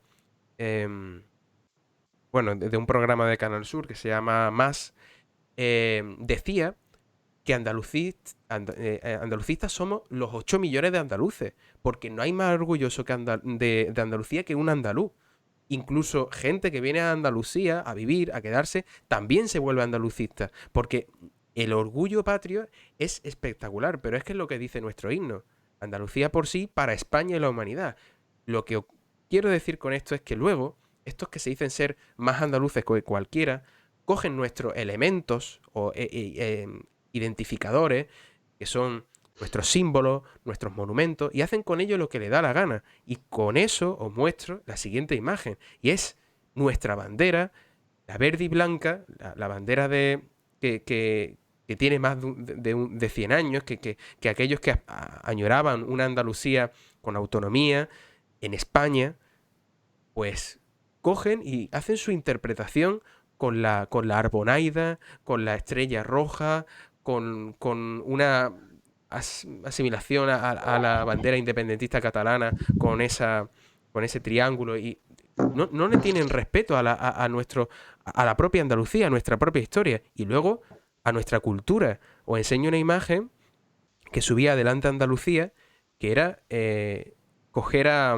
la Veneno, a la famosa Veneno, y colocarle los atributos de la Esperanza Macarena, como son la corona de coronación y los ojos de la Virgen de la Esperanza Macarena. O, por ejemplo, como digo, hasta el mismo himno de Andalucía que recortan la palabra España y dejan el sea por Andalucía libre los pueblos y la humanidad. ¿Qué pueblos, señores? ¿Qué bandera? ¿Qué me están contando? No sé. Pero, a ver, Guille, también te voy a decir una cosa, ¿eh? Y esto también, o sea, no hay que engañarse a uno mismo. Este discurso de esta señora de hoy no es más que un hilo conductor directo con ese falso, o sea, ese andalucismo postizo de la Asamblea de Ronda de 1918. O sea, no nos engañemos, la bandera de Andalucía se coge de la bandera del Reino Taifa de Almería. O sea, es hacer el salto histórico y enlazar Andalucía únicamente con la etapa islámica. Y eso, perdona, pero eso lo inició el propio Blas Infante, que se convirtió en Islam y que se fue a Marruecos para buscar las raíces de Andalucía, entre comillas. Entonces, justamente todo tú lo comentas como una perversión. Yo creo que todo lo contrario. Yo creo que justamente es la consecuencia lógica dentro de ese mismo ideal, dentro de esa misma idea. O sea, ellos cogen las mismas posturas que tenía Blas Infante en sus libros y en sus primeros discursos en el siglo pasado. O sea, no nos engañemos. Sí, pero bueno, Blas Infante reconocía a la Andalucía autonómica dentro de la España federal. No, perdona, Blas Infante hablaba del Estado andaluz, del Estado independiente andaluz. No nos engañemos. A Blas Infante... Me lo tengo que buscar. Búscatelo, el Estado independiente andaluz. ¿Vale? Entonces, nada más, a ver, era un Companys, solo que es que Companys sí que tuvo más cota de poder, pero que tampoco hay que crear ni un trauma ni crear unos altares, simplemente, bueno, ser consciente de nuestra historia, de nuestras formas y demás, pero claro, es que también de aquellos polvos estos lodos. Yo creo que hay que justamente conciliarnos con toda nuestra historia, toda, la etapa islámica, obviamente, pero también la que vino después, que fue la que configuró la Andalucía actual. O sea, el verdadero fundador de Andalucía se llama Fernando III el Santo, rey de Castilla, conquistador de Sevilla, Jerez y Córdoba. Sí, bueno, escúchame, que a De la Andalucía occidental, Jaén no de la necesitó Andalucía conquistarla, oriental. directamente le dieron las llaves, o sea, no me Y de venga la con Andalucía. orgullo patrio sevillano, que a Jaén directamente en la noche de orgullo patrio antes, sevillano Santa no, Catalina se le apareció y le dijo, tú entra mañana por la puerta grande que no te va... Pero vamos, nadie te va a decir ni un pero. Sí, lo que quiero decir es que o sea, incluso genéticamente tenemos más que ver con el norte de España. Sí. Las dos Andalucías, o sea, Andalucía occidental, tenemos más genéticamente que ver con Castilla, con el Reino de León, y Andalucía oriental más con Aragón y con esa Castilla más, la vieja. Castilla más del este. Hay un mapa genético espectacular y que se ve especialmente en lo que era Castilla, menos en Aragón, porque en Aragón no echamos hasta que no nos obligaron a los moros y a los judíos, en Castilla sí. Entonces, como Castilla se quedaba prácticamente despoblada por completo, hay un mapa genético donde se ve la repoblación, digamos, los mayores parecidos genéticos, y va a franjas. Se ve perfectamente cómo España está hecha a franjas. Entonces es mucho más similar un tío de Cádiz con un tío de Oviedo que un tío de Oviedo con un tío de Bilbao. Lo cual es absolutamente espectacular. No es exactamente. Exactamente. Entonces, eso es lo que hay que tener en cuenta y conciliarnos con esa realidad y dejarnos ya de historia de que si... cosa de la reconquista, tío. Es que de la reconquista. Es que me parece ya de broma. Dale, Valentín. Que más allá del debate ya andalucista y demás, que al final ahí es vosotros donde realmente como comunidad cada uno pues tiene que decir dónde se siente cómodo. Yo como madrileño aquí que somos la mezcla de todos lados, ¿qué os voy a decir? Es que no hay más tutía. Vosotros no tenéis raza aria, ¿qué quieres que te diga? Vosotros no tenéis raza aria. Pero tú sabes la alegría. Yeah. ¿Tú sabes el descanso que te da eso? Para no tener que estar buscando en fenotipos, genotipos y demás. Es maravilloso. Pero independientemente, hablando del discurso de la diputada, a mí lo que me hace gracia y lo que veía antes del vídeo, que se ha colado de fondo, es que esto no es un discurso nuevo. Lo que ocurre es que ahora sí este discurso cae en suelo abonado. Pero este discurso ya es muy antiguo y veía un vídeo que fue viral hace tropecientos años. No sé si os acordáis cuando en el Ayuntamiento de Mijas pretende cambiar el nombre de Avenida del Descubrimiento a Paseo de la Villa Romana porque dicen que Avenida del Descubrimiento es racista. Bueno. Lo vamos a buscar para que la gente lo vea. Exacto. Bueno, pues mientras lo buscas, entonces, que esto no es un discurso nuevo, pero ¿qué ocurre? Que sí que es verdad que ahora cae sobre terreno abonado, que es un momento de conflicto y de tensionado y de comparativa entre comunidades. De hecho, ¿lo pones? Sí, lo pongo. Ya. Pensamos que más lejos queda todavía ese concepto imperialista del descubrimiento. Concepto imperialista del descubrimiento. Señor Porra, los romanos invadieron España y sometieron a los iberos. Pero si fueron ellos los que vinieron aquí a castigar a los aborígenes de este territorio, ¿cómo quiere usted que celebremos a los imperialistas romanos? Lo más imperialista de los imperialistas. Por Dios. Ay, perdón, por Marx. Diría mucho más de la toponimia caleña. Bueno, pues ahí tenemos ese... Que además es muy gracioso porque el alcalde de Mijas le contesta con uy, los romanos, pero si los romanos vinieron aquí, los pobres fenicios, y fíjate cómo les conquistaron a los pueblos íberos, ¿no? Bueno, pues es un poco eso. Por cierto, que esa sorna que usa el alcalde, le pido perdón a Javi porque en absoluto era un ataque hacia él. Es precisamente porque a mí cuando me salen estos debates me salen en este tono, me salen un tono más de sorna y que puede sonar condescendiente, pero que en absoluto era. Así que desde aquí le pido perdón a Javi si se ha sentido atacado, que para nada. Si hay que ir a una sesión de gaming al pabellón Zendal, yo diré el primero. Si al final el que lo ha pagado he sido yo. Yo es que para mí, Yo estoy enamorado de mi tierra, me siento muy orgulloso de ser andaluz y puedo decirlo, soy andalucista de esos, de los de verdad. No tengo por qué decir que soy nacionalista o que viva la República Andaluza ni nada por el estilo. Pero quien se pone a preocuparse por conocer la historia de su tierra, historia en la que ha pasado miles y miles de años y miles de generaciones, de movimientos culturales, de todo, si se preocupa por una cosa que son los yacimientos, conocerá la historia de su tierra. Yo, por ejemplo, voy a poneros dos casos. Debajo de una casa musulmana había una casa judía, pero es que debajo de la casa judía había una casa íbera. Y eso te lo encuentras a puñados en toda Andalucía, en cualquier parte. En toda España. Y en toda España, sí, pero... Toda claro, España. Lucía, importante decir esto muchas veces, hasta que lo entienda la señora diputada, que Al-Ándalus no es Andalucía, que estamos hablando de Albarracín. Exactamente. Era Al-Ándalus y estamos hablando de Aragón, o sea que...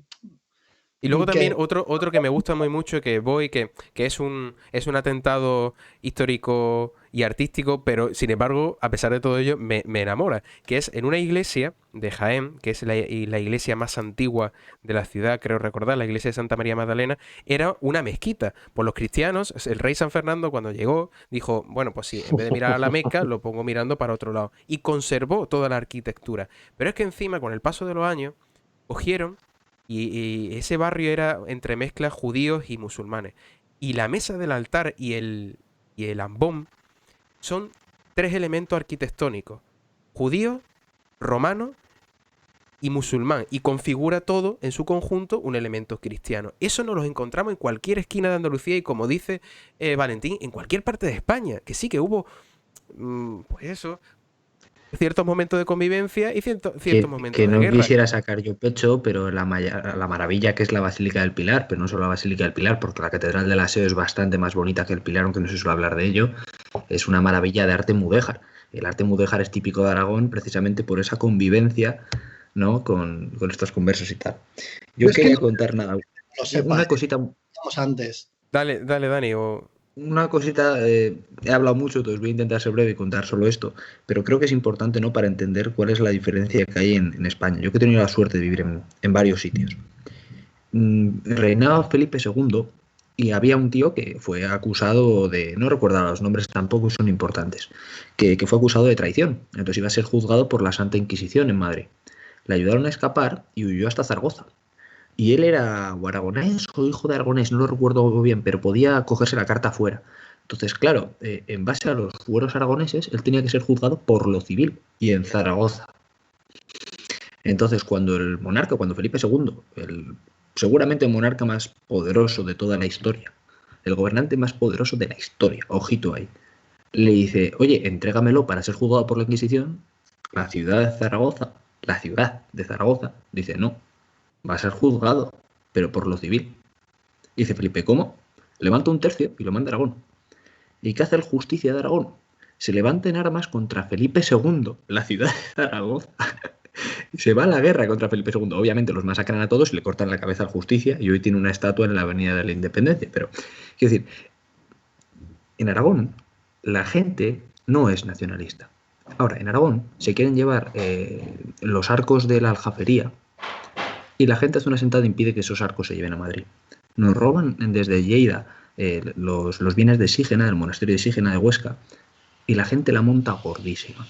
Cuando a uno se le ataca lo suyo, lo defienden, y eso no es nacionalismo, es un conocimiento de lo que uno mismo es y una defensa de lo propio. Y eso, por razones que no vienen al caso, un trocito de mi corazón está también en Asturias, eso pasa también en Asturias, y me consta que eso pasa también en Andalucía. Sin embargo, en el País Vasco donde vivo eso no pasa así. Eso no es así. No es una defensa y un conocimiento de uno mismo. Es una sensación de estar por encima. Y ese es el verdadero problema. Cuando no defiendes lo tuyo, sino que simplemente en un acto de condescendencia te consideras superior a lo que te rodea. Dale, Rejano, que estás muy callado. No, a ver, mira, yo es que por un lado, me da pena, ¿no?, que al final los debates sean estos, como dice la copla, con las hambres que estamos pasando y que estamos hablando aquí de que cuántos mataron, no sé qué, hace que 1000 años. O sea, es que, en fin, yo lo que creo que debemos, un poco por concluir este foro un poco más movido, yo creo que podría ser una conclusión de consenso. Fíjate tú aquí, el populista buscando consensos. Bueno, que suene la alarma. No, hombre, es que mira, o sea, tenemos la suerte, una grandísima suerte, el grandísimo privilegio de ser uno de los poquísimos países del mundo, de Europa desde luego, que han tenido una estabilidad en fronteras y que han tenido una estabilidad en territorial tan grande y históricamente tan amplia que eso tendríamos que tomárnoslo como un sentimiento de orgullo de que el hilo conductor de nuestra historia es seguido y que es tan claro, ¿no? Yo, por ejemplo, recuerdo cuando vivía en Polonia, cuando estoy viviendo en Polonia, la verdad es que para ellos, como sociedad, la losa psicológica de haber sido invadidos cada aproximadamente 100 años es muy jodida. ¿Como Barcelona bombardeada? Hungría, no, pero Barcelona no. Es que el problema es que Barcelona, perdón, que interrumpo con el tema, porque es verdad que Barcelona justo representa, yo creo que lo contrario de los aprendizajes de Polonia-Hungría. Polonia y Hungría, después de haber sido bombardeadas infinitamente, pero además conquistadas y avasalladas por ideologías totalmente distintas, porque tanto en Polonia como en Hungría tuvieron a los nazis gobernando como a los comunistas. Sí, pero ya el problema es que eso viene de muy atrás. En el siglo XIX se la repartieron rusos, prusianos y demás. Anteriormente se la repartieron los otomanos. Anteriormente, o sea, es que ese es el problema. Es que mientras que nosotros estamos hablando de guerras de hace 1000 años, porque fue la última guerra contra el extranjero, entre comillas, que se tuvo. De la guerra del francés, pero sí. Sí, bueno, pero no estamos hablando de una ocupación estable durante decenas, ¿no?, de años, ¿no? Lo que quiero decir es que justamente tenemos la suerte de ser un país que tiene una historia muy consolidada y con una riqueza brutal. Entonces, en vez de estar rompiéndola en cachitos, ¿por qué no la ponemos en valor en conjunto?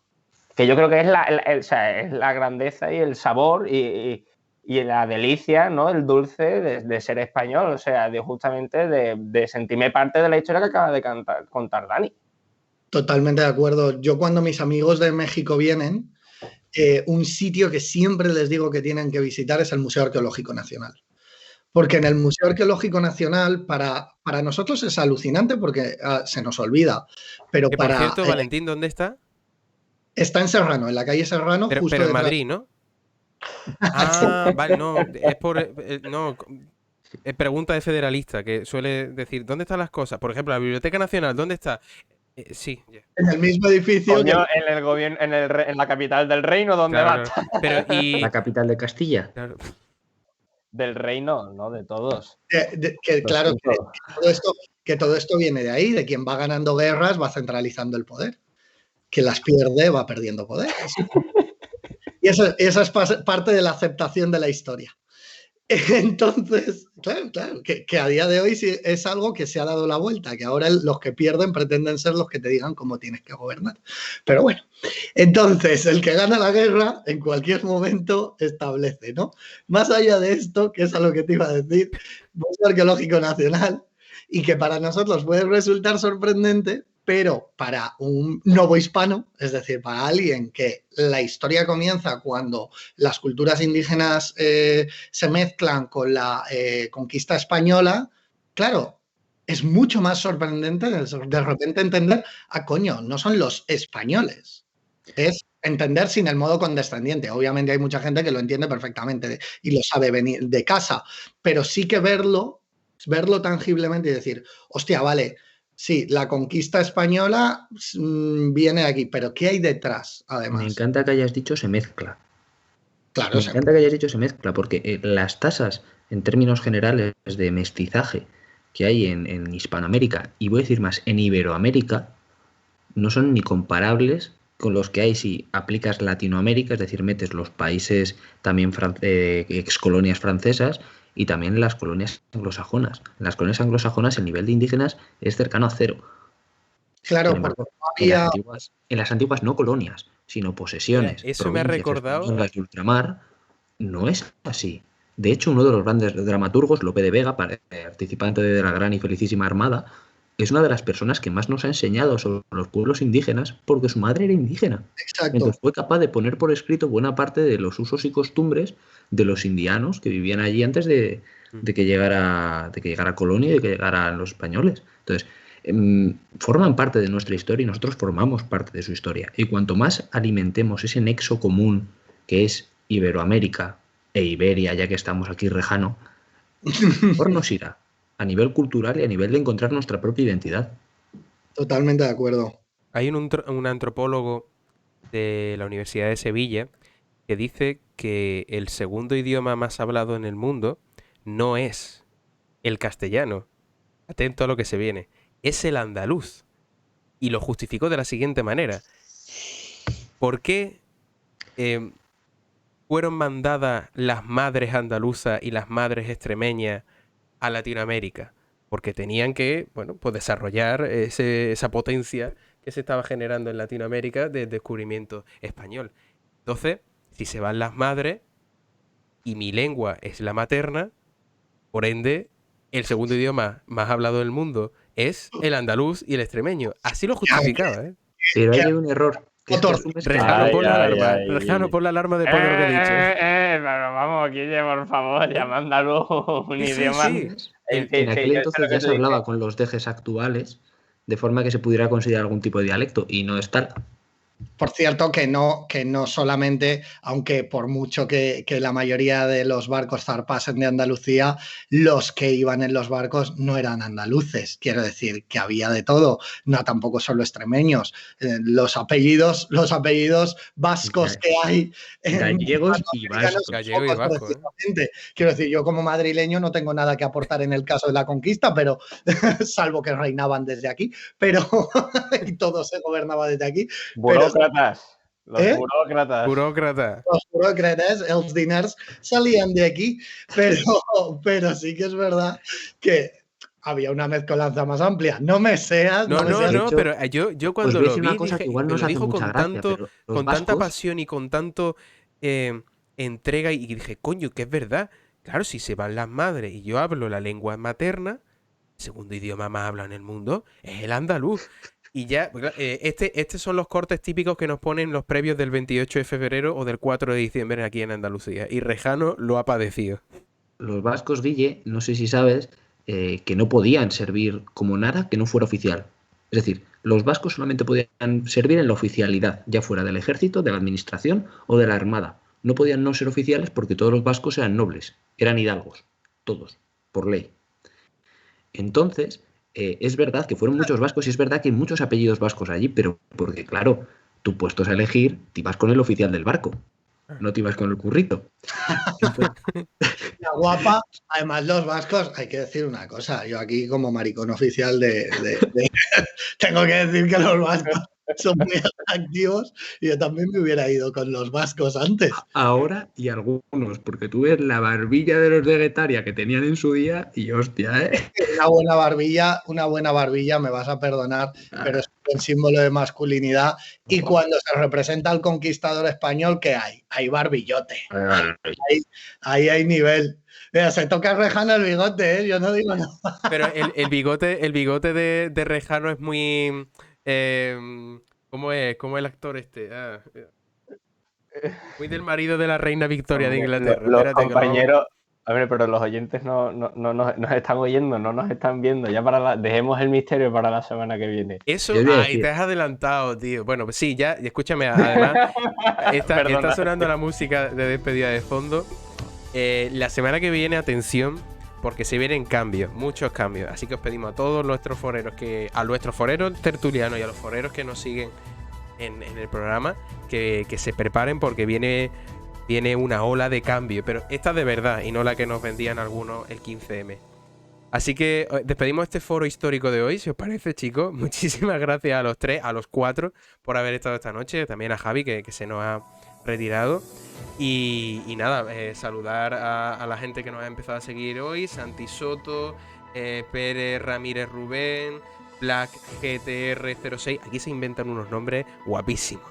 Chicos, a los 3, a Pablo, a Dani y a Valentín y a Javi, muchísimas gracias por haberme acompañado esta noche en el foro.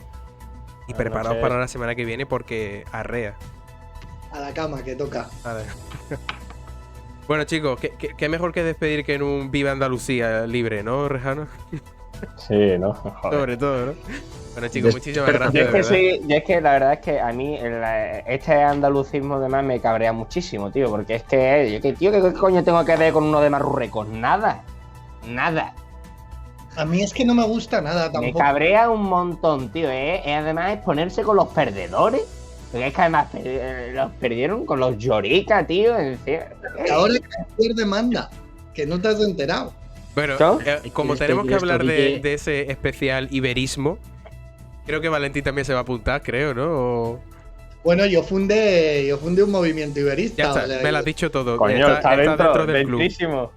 Ya estamos. Chicos, que muchísimas gracias, que nos vamos, que ya suena la música. Muchas gracias a los 4 y como digo siempre, sed siempre libres.